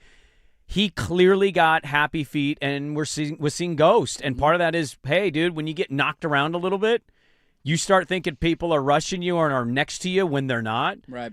And I'm not saying that all the old quarterbacks were perfect either, but part of this is what Joe Flacco talked about. Like, yeah, we used to really have to get hit. And so there's an element of toughness in there, right? It goes back to Lawrence Taylor saying why Joe Montana's the GOAT. Because he went through all of that. Because he was that. allowed to be hit, and he still made the pass. Whereas, like, Brady went through it, but also we changed the rules for Brady. We did. Can't hit him low anymore. Packer fan chimed in. Took Jordan Love years sitting on the bench practicing from under center. He's talked openly about it, getting your feet stepped down correctly. Retired quarterback coach Tom Clemens was a big part on the footwork. There you go. Even though Favre, Love, and Rodgers all threw off their back foots, but they knew how to get back there. And here we go. It's one of those things. I don't understand why we wouldn't be asking college quarterbacks to do it. I don't understand. Well, because in high school they're not asked to do it. I watched a lot of high school this year. Oh, none of them do it. It's a lot of shotgun formations. It's easier to do, and you don't have to worry about under center exchanges and all that. Yes. Like, I certainly understand the simplicity of it. It's more from the quarterback angle of like, if I want to be the best at what I'm doing, I got to know how to do this in the NFL. Because if I don't, guess what? I'm not going to last very long in that league. So I was interested by that. Are you guys following it all? Is there anything to the story? Now, it got distracted or overshadowed, I guess would be the right word, the other night because they won the game. Are you guys following the Darren Peterson story the other night from where him not playing? You know what's funny is I, in the commercial break, brought it up because I wanted to see if there was a follow-up because there was an internet part of the story that went viral. Yes, there was an ESPN reporter who was, or a statistician for ESPN. It was supposed to be, well, it wasn't. I don't know if they clarified where he worked. He didn't work for either statistician. School. I think he was a part of the ESPN broadcast team. So Arizona's playing Kansas tonight, undefeated. They're playing Kansas. Kansas has the presumed #1 overall pick on their roster. Arizona's in town, undefeated, massive game, in the country. Right? Yeah. And there is a screen grab of an ESPN reporter sending a text message to we don't know who, probably a buddy, with alleged information on Darren Peterson, where essentially nobody knew that he was sick. He then decided to not show up to some sort of shoot around. Self had no idea. I'm paraphrasing, but it was basically along those lines. Self was like, well, you're either playing or you're not. And he was like, nah, I'm good. I'm not going to play tonight. But he wasn't actually that sick. And then they came out after the game, and they're like, no, he was sick, and we knew that he was sick. And Self said he knew 2 days before, but he didn't know, so he couldn't alert them if he would play. And then this guy at ESPN is telling a different story. Yeah. But it led to I saw this. There was a story on 3, I think it came out yesterday or maybe earlier this morning, where basically they were asking college GMs, are players worth it? Choosing to. Well, he's making $3 million at least this year to play at Kansas. He's a highly touted kid. And basically openly asking the question, would you rather deal with the headaches from one $3 million freshman or pay 3 $1 million freshmen and spread the money around of guys who are going to play night in and night out? Yeah, the text that the guy was sending, the statistician, they zoomed in, and of course the internet does the internet's stuff, and says the text read, so he's sick, and he didn't tell anyone in practice, and Bill said, don't half-ass it if you're going to play. If not, sit. And then Peterson said, F it, I'm out. Yeah. That was what the guy texted somebody. Yeah. And it went viral because there's a screen grab of it. Well, so he's going to be the #1 pick in the draft. Like, he's unbelievable. It's him or DeBanza for sure. Or actually, Boozer. What are we talking about? Yeah, Boozer's probably going to be the #1 pick. But I watched this whole game. I saw it on the schedule. I'm not watching the schedule very closely, and I saw this, and I went, oh, undefeated Arizona at Kansas. That was Kansas's first win against a #1 AP top 10 team. In their building. Number their one building. ranked AP team Number in one that ranked. building. Yeah, They've in beaten that them on building. the road before, but never at Yeah, Isn't that a in their wild building. stat? That is a wild That blew stat. me away that there's not one other time a number one went in there and lost. You had the UNC finish against Duke, and anytime Cameron or Chapel Hill, that's always like the environments. I'll say this: college basketball is very. It's not great to me because I don't know the teams anymore, and because guys jump and guys go to the league. Man, you can't beat the environments when you do get a big game. When you get great environments in a big-time game, it's hard to match in it. most of the places, the crowd is right on top of the floor. Yes. That Kansas crowd was awesome. Exceptional for that game. The North Carolina crowd on Saturday was great. We're now in that time of year. I watched a little Purdue, Nebraska last night. That game went to That overtime. was an overtime game. Dude, I mean, what else am I going to do? NHL's on a break. USA's not playing yet, so I got nothing else going on. Well, the Olympics Filling my are hole. during our show, for the most part. It's kind of fun to have stuff to gamble on in the show. I'm not going to lie. Yeah. Live betting during the show is not something we usually get to do. So There you let's go. go Finland. Finish this thing off in the final hour. We do have a lot to get to in the final hour. Status story coming up at 9:15. Who would you guys pick to win the Natty right now? I followed it. I'll say this. I can't name names. Don't press me on that, listeners. I have followed it enough to see who the good teams are. Who would you pick? Michigan. Me too. I would, yeah. I'm going Dusty May. I mean, he's won games against ranked opponents by like 40 points. Dude, it's unbelievable. They're blowing people. They're blowing the doors off of people. Also, no disrespect to Tommy Lloyd because, you can't do it till you do it, but there's also like a... Let's see it. Yeah. There's a little bit there. I don't blame him. Lots to get to in the final hour, and it starts next on 105.1 FM The Fan.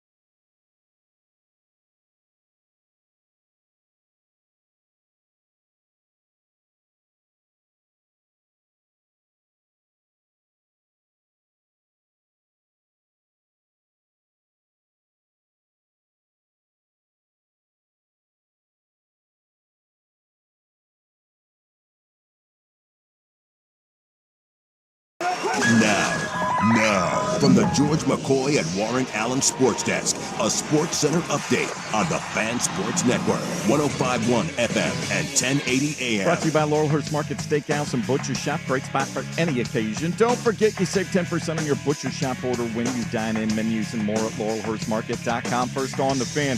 Blazers take their 3-game winning streak to the road to finish up the schedule before the All-Star break in Minneapolis tonight to face the Timberwolves. Anthony Edwards listed as questionable due to illness. The only regular for the Blazers, Shaedon Sharpe, is on the injury report. He's still out with that calf strain. 5 o'clock tip on KUNP Xfinity Channel. 10-16, T-Wolves 7.5-point favorites. As Major League pitchers and catchers are reporting to their spring training camps, the dreaded broken hamate bone has claimed 2 of baseball's top young stars. Former Hop Corbin Carroll will not participate for the U.S.'s World Baseball Classic team. He will have surgery and is in jeopardy for missing opening day. Jackson Holliday of the Orioles will have surgery for a broken hamate. He will miss opening day.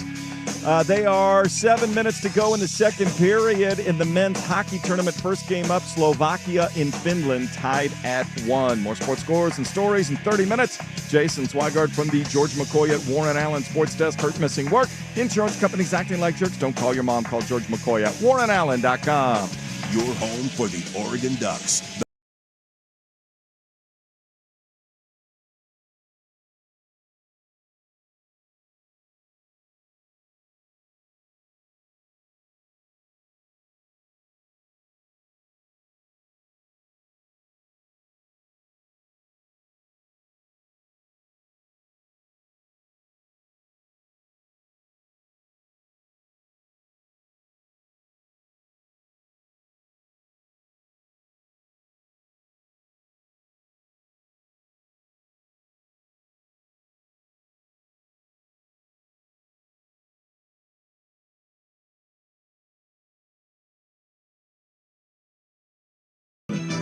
Hey, let's do this final hour. Durden Sprague here, Portland Sports Leader, 105.1 FM, The Fan, 1080 AM, the Odyssey app, live on YouTube.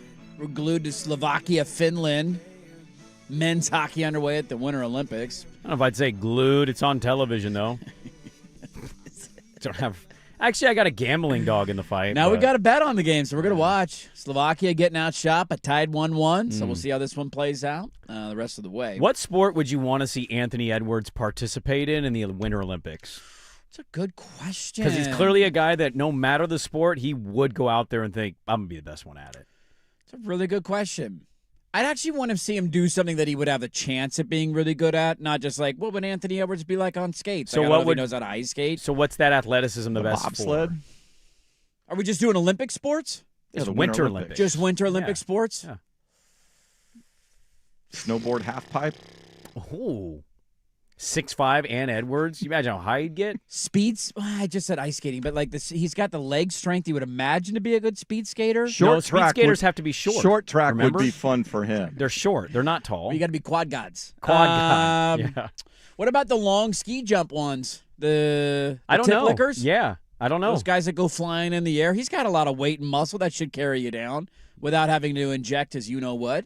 Yeah, he definitely doesn't need to. I don't think he needs it. No. That suit should be plenty big. The suit's already big enough. I agree. Let's get a catch, give him a little extra oomph down there.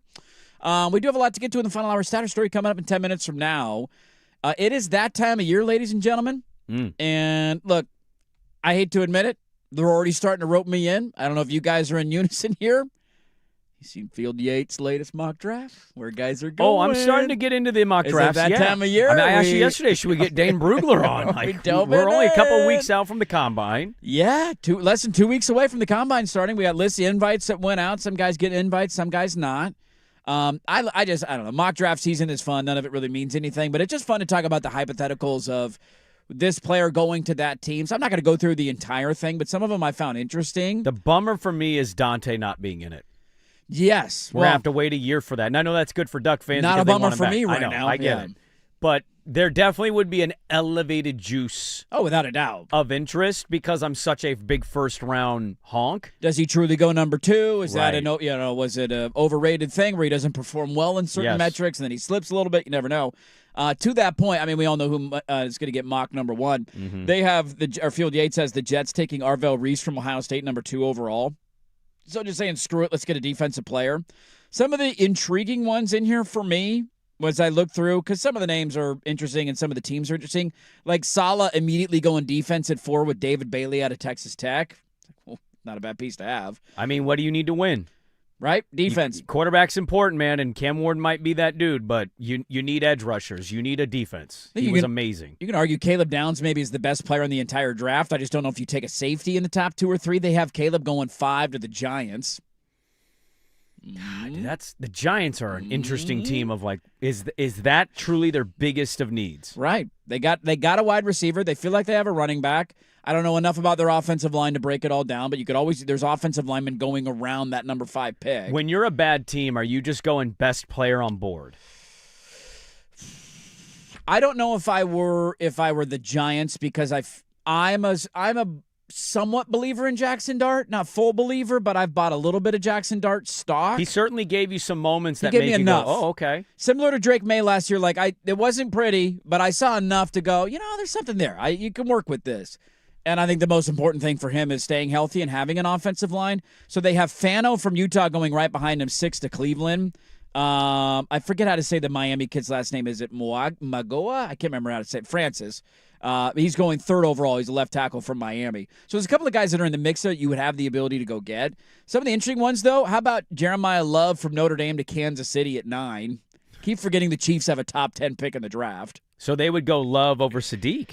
They would. This is interesting where Sadiq falls. So I was scrolling through all this, and I'm like, all right, Reuben Bain to the Bengals makes sense. They're not going to pay their edge rushers. They need defensive help desperately. He's a polarizing figure despite Yes, he how is. good he was because he's got the Will Campbell situation. His arm length is not very good. Right. You got to have long and they arms. think you need to have long arms to be an elite edge rusher, whereas we watch the tape in college, and sure, that hasn't mattered at all for him.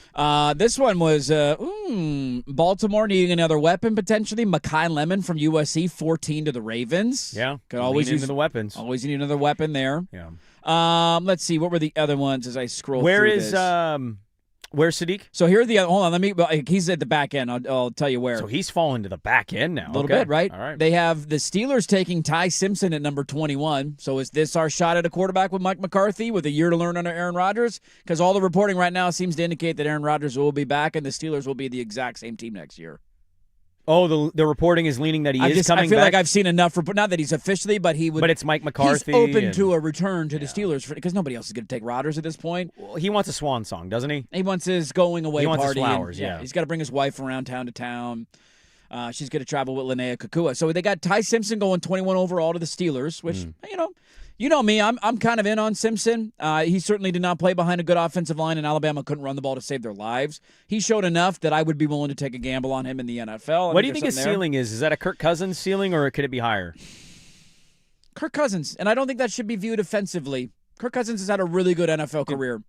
Yeah, we just watched a Kirk Cousins level quarterback win the Super Bowl. Right. There's nothing wrong with that. Go to the right spot, you're going to make a lot of money, you're going to have a great life. So yes. I don't view him as a Josh Allen, Joe Burrow. I don't think he's in that category of guys, but not many people are. So Ty Simpson, 21. For those Chargers interested, they haven't taken the guard out of Penn State.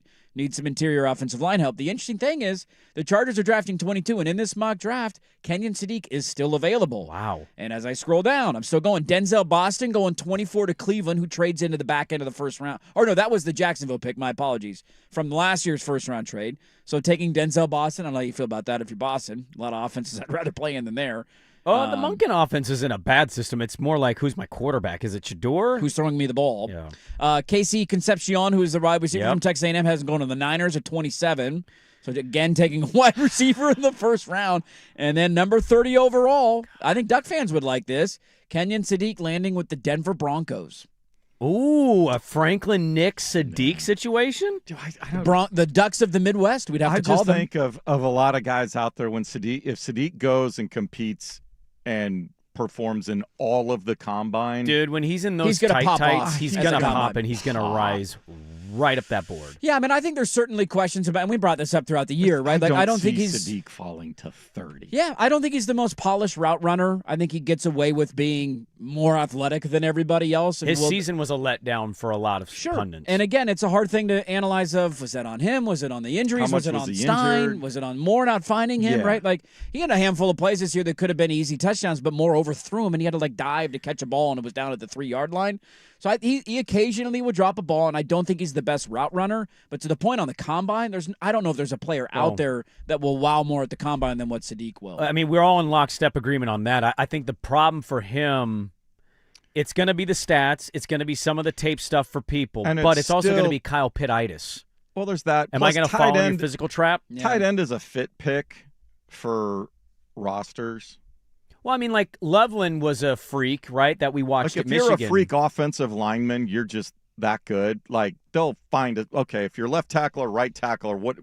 No, you can keep people from getting to my quarterback. We'll figure out where to put you on my offensive line. His run blocking is going to be a huge benefit for him because he loved to run block. But Tyler Warren's a good example. He's obviously a big dude. He looks like a football player, but he also had one of those neck rolls in the back at Penn State. He just looked like an 80s football player, and all of us watching were like, Tyler Warren can play football. Yeah, he's good. I watched it. This guy's good. I got eyes. I didn't care what his vert was. I didn't care what his 40 time was. No. Guess who had a great rookie season? Tyler Warren. Brock Bowers is that way, too. He's not the guy that will test the best. He looks like a balding 48-year-old. Sure. But he's unbelievable. Yes. And we know he's unbelievable. Yeah, and I think Sadiq's going to have a combination of he's going to show you some good stuff, but there's going to be questions. But I think he'll also impress in the interviews. He's a really well-spoken, intelligent, that will help too. So if you get a really nerdy, sophisticated offensive, whether it's the OC or the head coach, and Sadiq will embrace, use me wherever. That's the argument they use here is Peyton having kind of a joker type of position where you can line him up anywhere you want to line him up and just hand it to him, put him in the backfield, line up at tight end. We saw him a lot this year when the receivers were down. He would just flex out and be like, sure, I'll be a wide receiver this game and you can't stop me. He brings up a lot of matchup advantages for sure. He's an unbelievable athlete, an absolute freak, a unicorn, if you will. But I was surprised that he was that low in the first round. Somebody might end up getting a steal, or maybe, to your point, Sprague, this is a Kyle Pitts thing, because we all said this about Kyle Pitts coming out of college. We've never seen a tight end that, I don't know, physically gifted or that freakish athletically, and it was like, oh my God, this guy's going to dominate the NFL. And he had moments. They finally started to use him a little bit in the red zone this year, but his career has largely been a massive disappointment. Well, and so he hasn't quite lived up to that level of hype. I think that's the thing. It's not that guys built like him won't succeed or don't have good careers, but there's a little bit of a track record with this. Yeah. Kyle Pitts is kind of one of them. David Njoku, I think Njoku's good, but sometimes I'm like, that's all he had today. And you see David Njoku, you go, what the hell? How is he not dominating every week? For a long time, Vernon Davis was this. Vernon Davis was the 4'5", 40 guy, crazy athletic, built a specimen out of a lab. And it took him a minute with Harbaugh, but for a lot of his career, it was get your ass out of here. Singletary and some of that's coaching, but not all the time those freak athletes that pop off are going to be the slam dunk. So it's more interesting about his run blocking, how he tests in the combine. He's going to wow people. There's no doubt about that. But how do you explain the season? Is it just as simple as injury and play calls?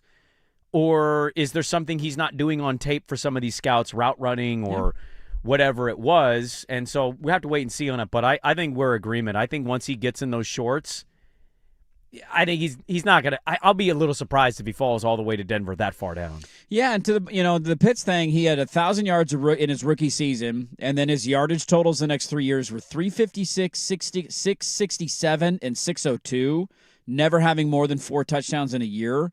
This year was the first time he sniffed 1,000 yards since his rookie year. 88 catches was a career high, 928 yards, and a career high in touchdowns. We thought he was going to be Gronkowski, and we did. Even his 1,000-yard season after his rookie year, it was like, eh. Yeah, and the only thing I would say, too, is that, maybe you view it differently, because I certainly think the Kyle Pitts thing is a part of this. I think also part of what is difficult about analyzing Kyle Pitts is he was a top 5 pick in the draft. And so if Sadiq goes 27th overall, It's like, all right, and you get those numbers. You're not going to be wowed or blown away, and maybe that's not living up to the hype. It won't be viewed as a failure as it was. That's a top. You just use a top 5 pick on that guy, and you thought he was going to be a generational player. Dude. And maybe he gets there. He's only 25, but as of now, he's not there yet. Kansas City, I don't know if maybe running back is their biggest need. I'm not a Chiefs diehard. Yeah.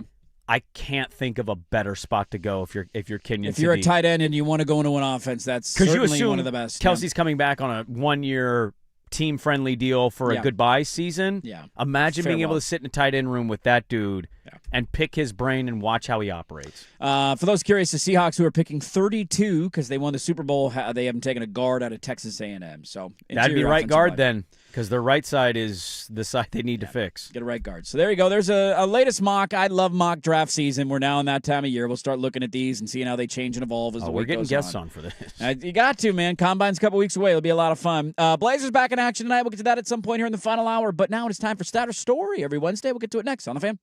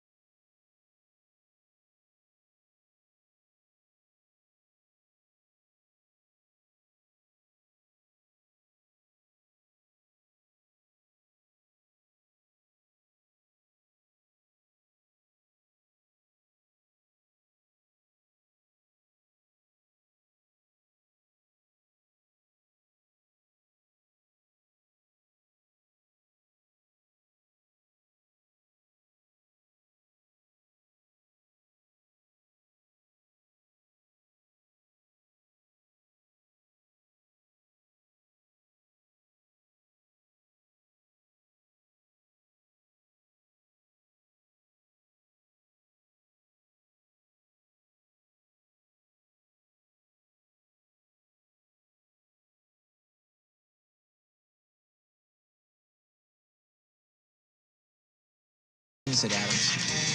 58% of which are girls. So that's 7,107.32 boobs. Break the news. Ladies and gentlemen, can I please have your attention? I've just been handed an urgent and horrifying news story. Is it a stat or a story? Evidence based on olfactory prowess is inadmissible, in case you didn't know. This is Stat or Story, a monumental judgment call with Dirt and Sprague. Brought to you by Pioneer Heating and Cooling, locally owned and championship service since 1977 on the Fan Sports Network.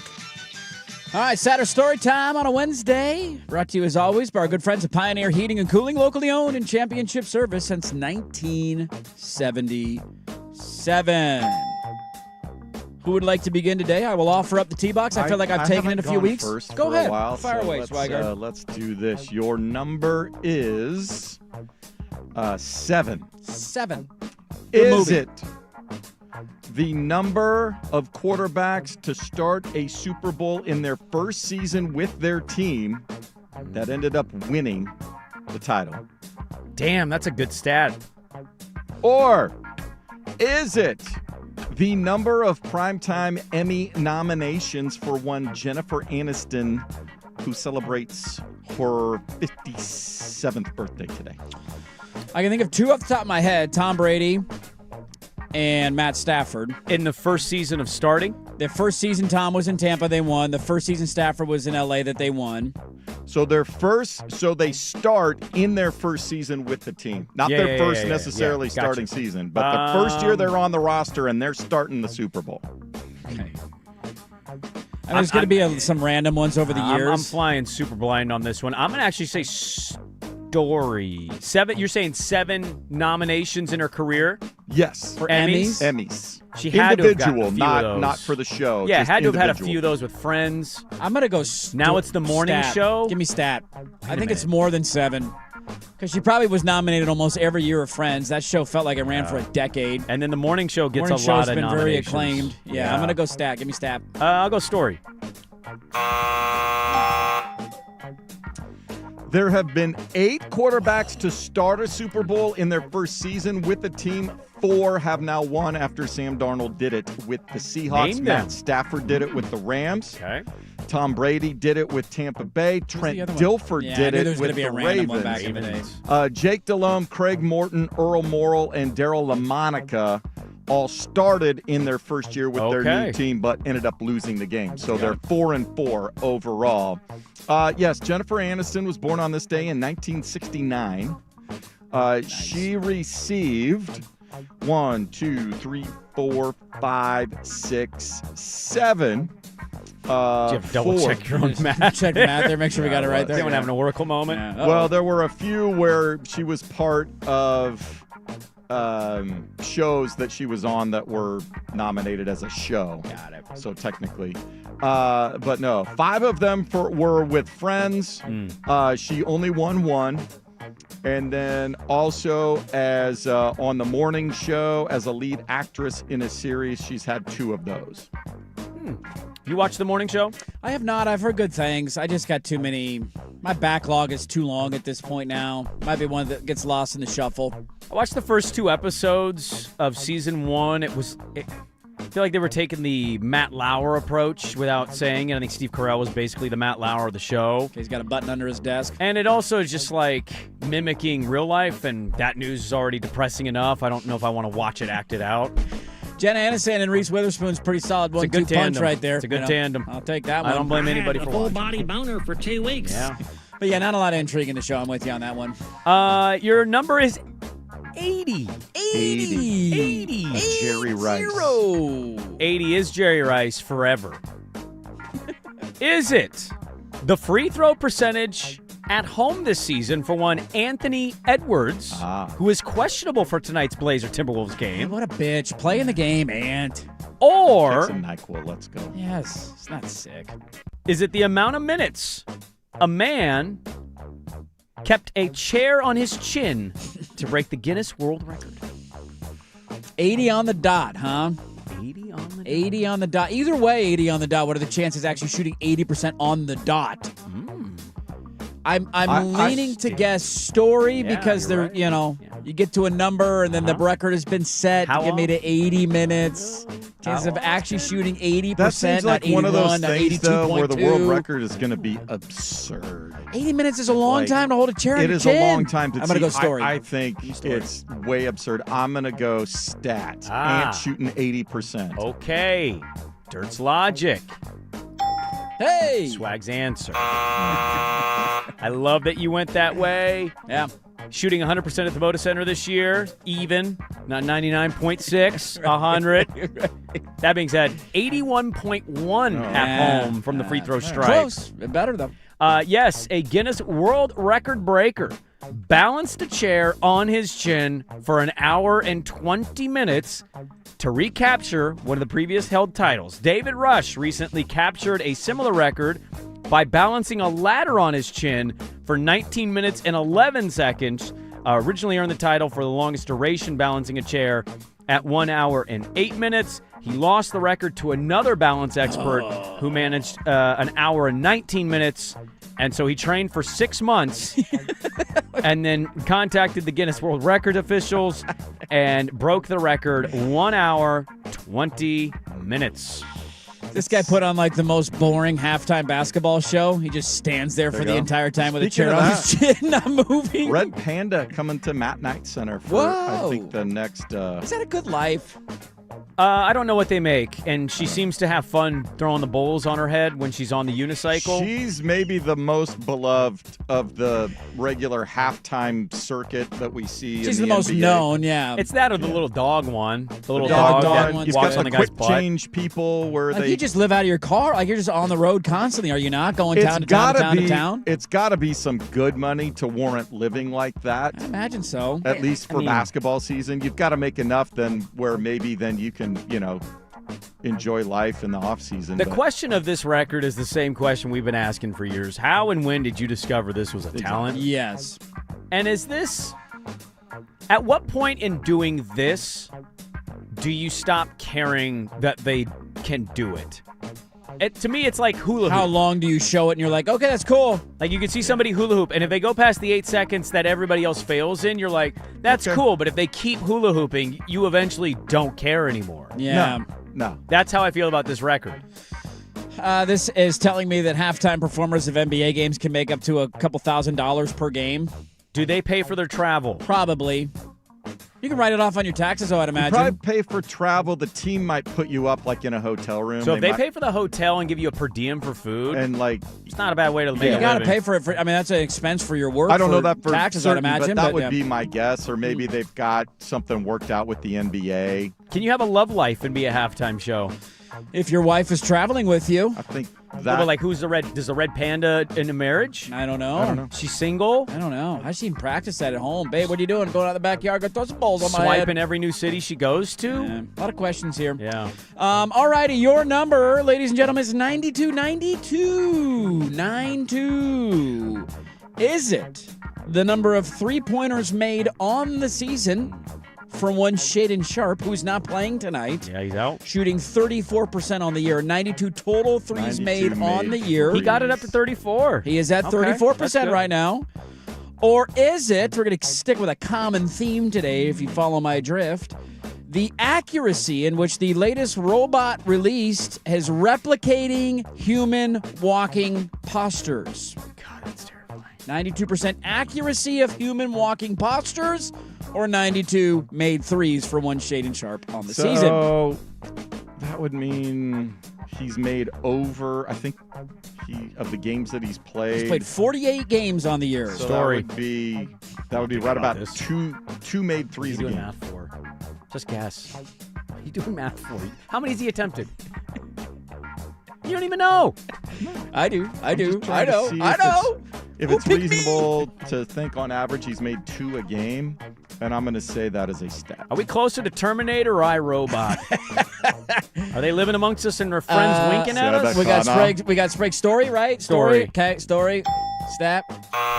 Your math actually isn't wrong. He has made 2.1 threes per game. That's good for 101 on the season. 101 for 297. How did Those you are his get numbers. the math right and get the guess wrong? I mean, I thought he missed more 2.1, games than he's played. So 48 saying games he's played. played 50 some odd games. You got to think about how many of them, too, and load, like how many were coming off the bench after an injury where you're only playing 15 minutes, that kind of thing. I thought he was more around 45 games. Yeah, this is, we got another one. In the latest tech hub out of Shanghai, a groundbreaking moment unfolded last week. Droids Up unveiled Moya, heralded as the world's first fully biometric embodied intelligent robot. Not just another humanoid automation clunking across the stage, represents a quantum leap in robotics, blending cutting-edge AI with hyper-realistic human mimicry. She has a staggering 92% accuracy in replicating human walking postures. How do we know it's a she? Because they made it a she. I don't know. She's striding into the future where robots could seamlessly integrate into our daily lives for caregiving to companionship. Wait till they wear skin outfits and you can't even tell they're walking amongst us. Fembots. Imagine a world, ladies and gentlemen, where a robot doesn't just simply respond to commands, but engages with you on a profoundly human level. Smiling subtly, winking playfully, nodding in agreement. We've seen those movies. Maintaining eye contact that feels eerily genuine. That's Moya in action, as captured in the viral videos from Chinese social media. Which one of our coworkers you think is most likely masquerading as a human that's actually a robot?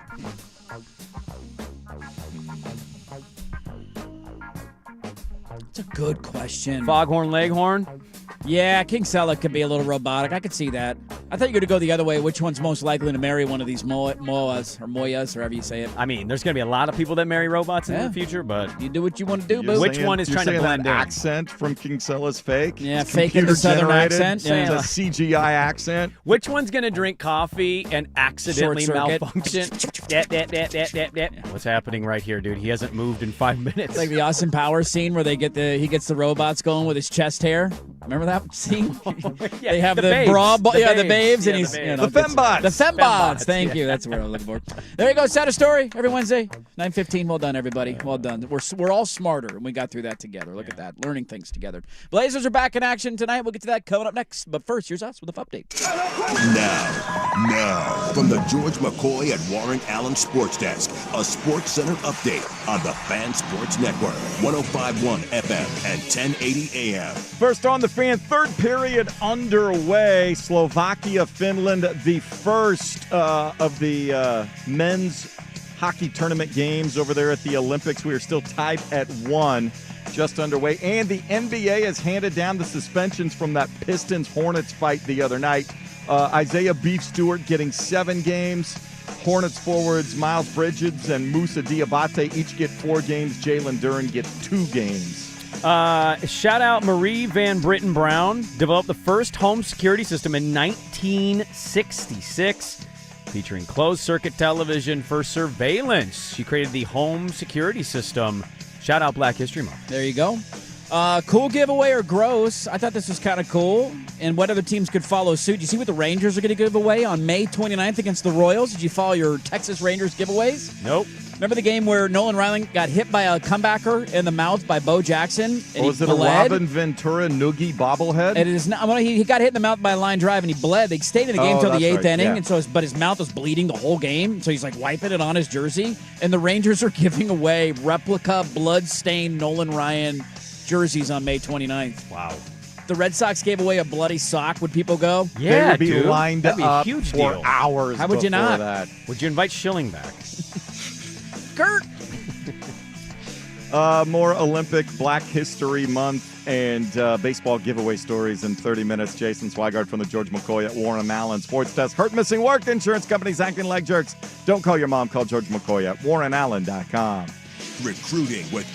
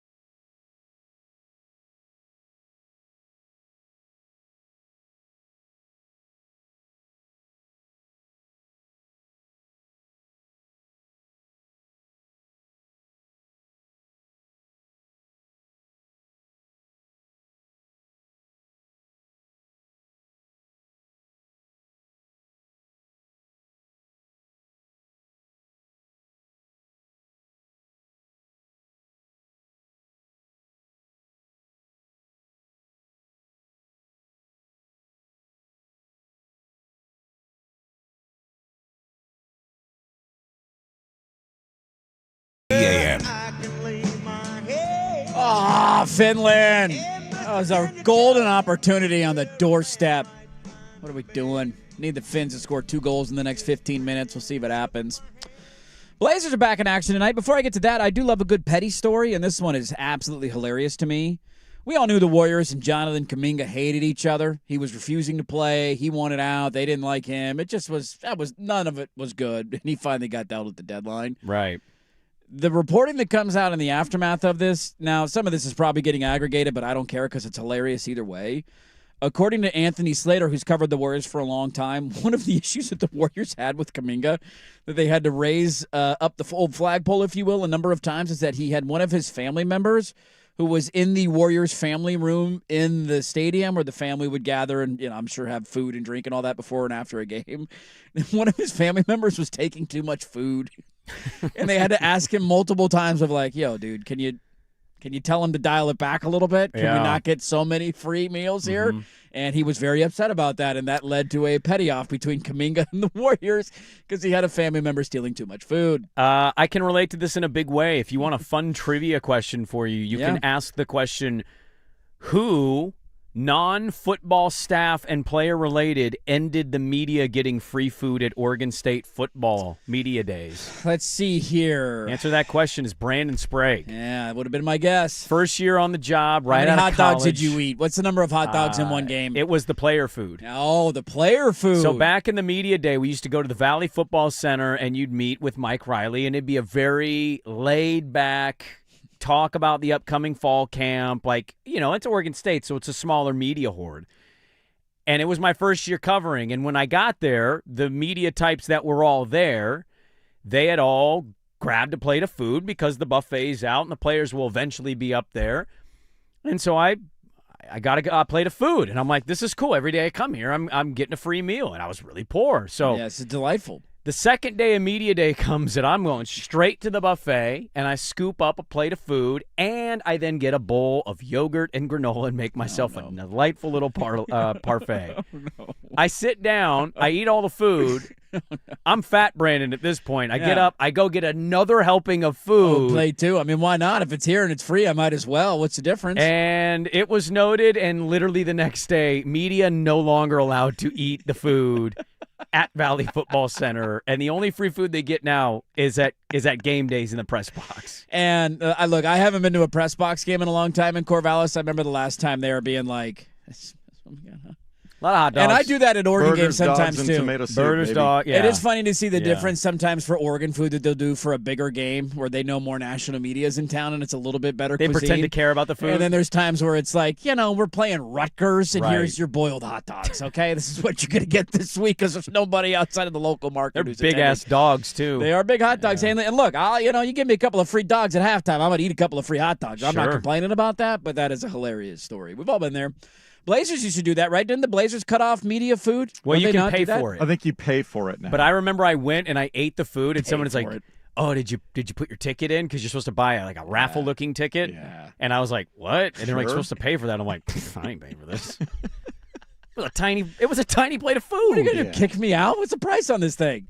Although I'm there covering the team. Why can't I have a free plate of food? Yeah, get out of here, dude. That's like when you get the club levels who don't give you the good free food options. Like, what's the whole point of the club level then? That's the whole point. Why am I paying $50 over the price of what the ticket would be? They want you to eat the processed food and take it all. Like, eat the candy, We got a popcorn machine in there. Like, that's not going to sustain me an entire game. I don't want that. I can go to Les Schwab free and soda. get free popcorn. Thank you. They used to give you free beef, too. A place that cared about free food. The awkward time was when I went to one of the Blazer games because I used to go way more frequently when we weren't in the morning.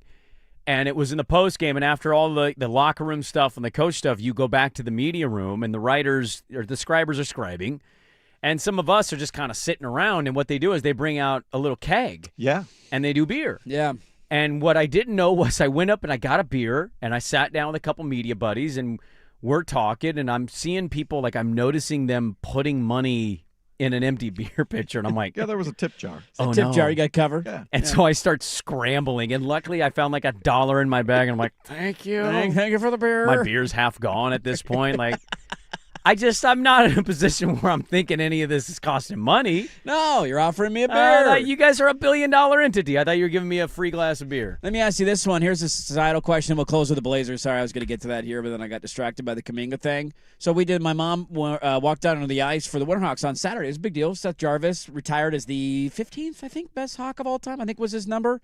Fun to see a lot of parents and former players and different generations of Hawks, right? But they had this big ceremony before, not ceremony, but like a gathering of all the people who were involved in the ceremony beforehand. And there was a bar, and they had drink tickets that they were handing out. Now, I know people who work at the Winterhawks, so they slipped me a couple extra drink tickets. Delightful.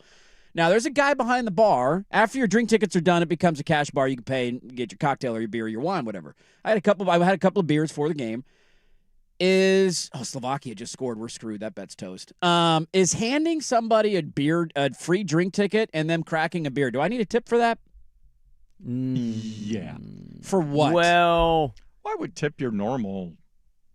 Well, I'm saying, like, he's not pouring. It's not a tapped beer. But he opened it for you. He literally just turned around, grabbed one out of a fridge. Opened it. Yep. Put it on. I handed him the beer ticket. Well, I don't know. Like, I said thank you and then walked away. And then I thought, am I supposed to tip for that? I think socially people would say you do the customary dollar drink. Yeah, dollar. He did this or little did thing you for put, you. Now, did you put in like a hefty tip like at the beginning? Like if you put a 5 or a 10 in for like kind of the rest. I had 3 canned beers, and they were cracked for me, and I didn't know this is protocol. I'm getting about tired of tipping. Can we talk This about is my whole point. It is Can we talk like about if it? I'm at a bar and I ate some food, or you're pouring me a tap, like if it's that kind of beer, I'm all for it. But I just drank the beer out of the can. I'm still tipping, but like I am. Just hand me the beer. I'll open it myself. I got fingers. I can do that. I'm mentally begrudging tipping. I'm just in my head. Can we pay livable wages, please? Can we stop this? Also, if this is offensive in other countries. If you're upset that I'm not going to tip, how about you just tell me where the fridge is, and I'll walk around back and grab it out of the fridge. Well, is the guy mad? Then I'll do. No, but so why are you projecting anger? I don't know if he was mad or not. He might not have cared. I just walked away and I thought to myself, I think was that's I supposed to tip technically there? an OLCC rule. They can't give you. I know it's it something is. stupid. They have to serve it. So you're I tipping get him it. $1 for following the law. Exactly. I get $1 if I wait for It was the funny because crosswalk? I asked our travel agent. I said, as we're starting to plan, is like, what do I need to be prepared with for tipping when I go over? Don't do it. And they said, yeah, what are the customs over there? he said it's far less. It's not like America. He's like, if you're going, like the bellman at the hotel, if they're getting your bags, that sort of thing. He's like, standard, if it's appropriate to tip in a spot, 10%, not 20. I've had crazy. I've had family tell me legitimately people at restaurants have gotten upset when they've tried to tip. So just pay people with just livable wages.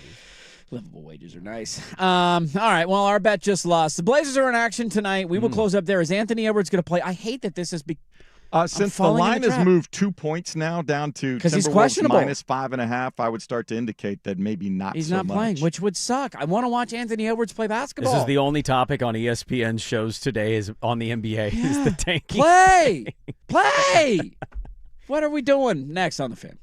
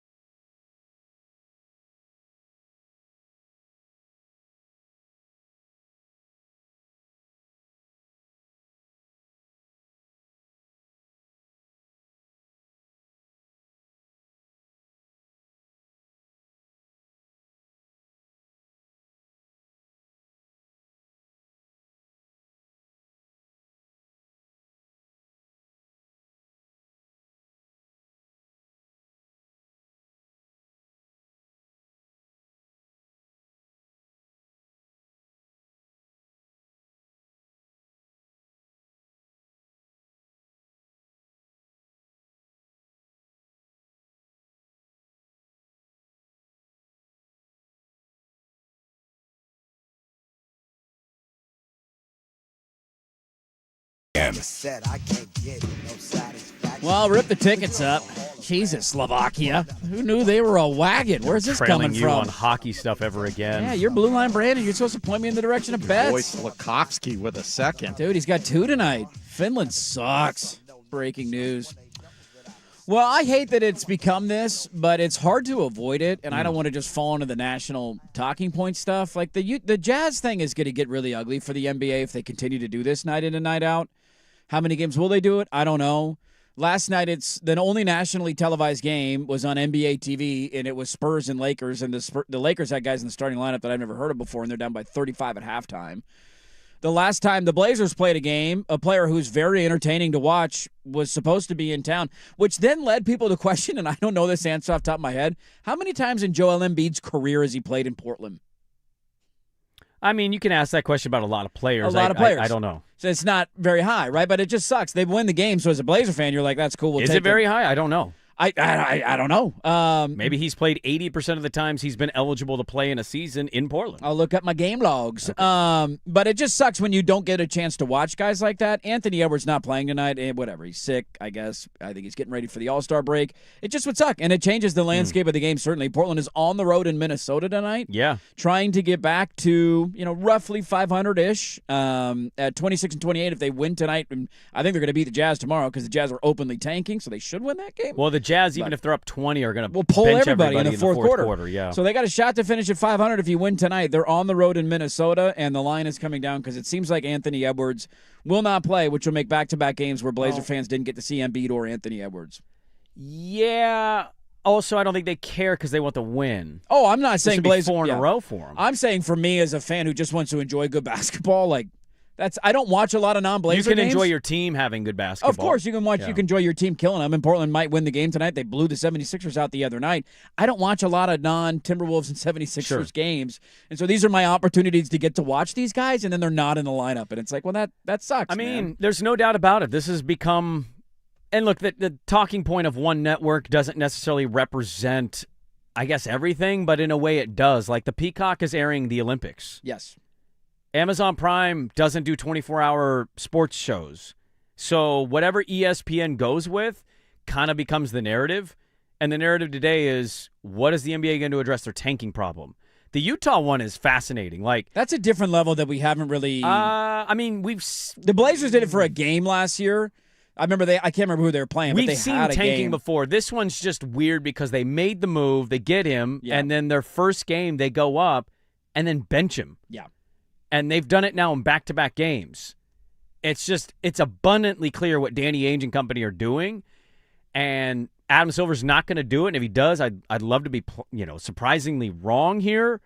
They need to be fined big time. This is such an awful look for your product. It already is a product that goes through, it's either trade or it's tanking stuff. How often is it just 2 straight weeks of positive talk about the game, the action? Wemby had an all-time game yesterday. 25 points in 8 minutes? 25 points in 8 minutes, 40 points in 26 minutes total. And the biggest takeaway for them right now is, how do they address the tanking issue? And he just doesn't do it. All he talks about is his influencer numbers and his Instagram reel views. And I don't know, man. I just, until I see otherwise, I'm just going to assume they're going to continue to not cover this. Dude, double person luge is wild. I've never seen laying on top of each other, luge, dude. Just a body on a body. What is the lower body doing? Just gyrating down there. Is the top just weight? By the way, I've scrolled through. Got sidetracked there. I'm down to basically the end. In his career, scrolling through game logs, Joel Embiid has played 4 games in Portland. Out of a possible how many that he's been healthy? Well, one of the years was the COVID year. The first 2 years he was injured the entire season, so it's not actually that bad. It's kind of an every other year thing. And basically every stat line that I saw is it was 30 38 points, 17 rebounds, and 9 assists. I think Luka's is more egregious. Luka's is bad, yeah.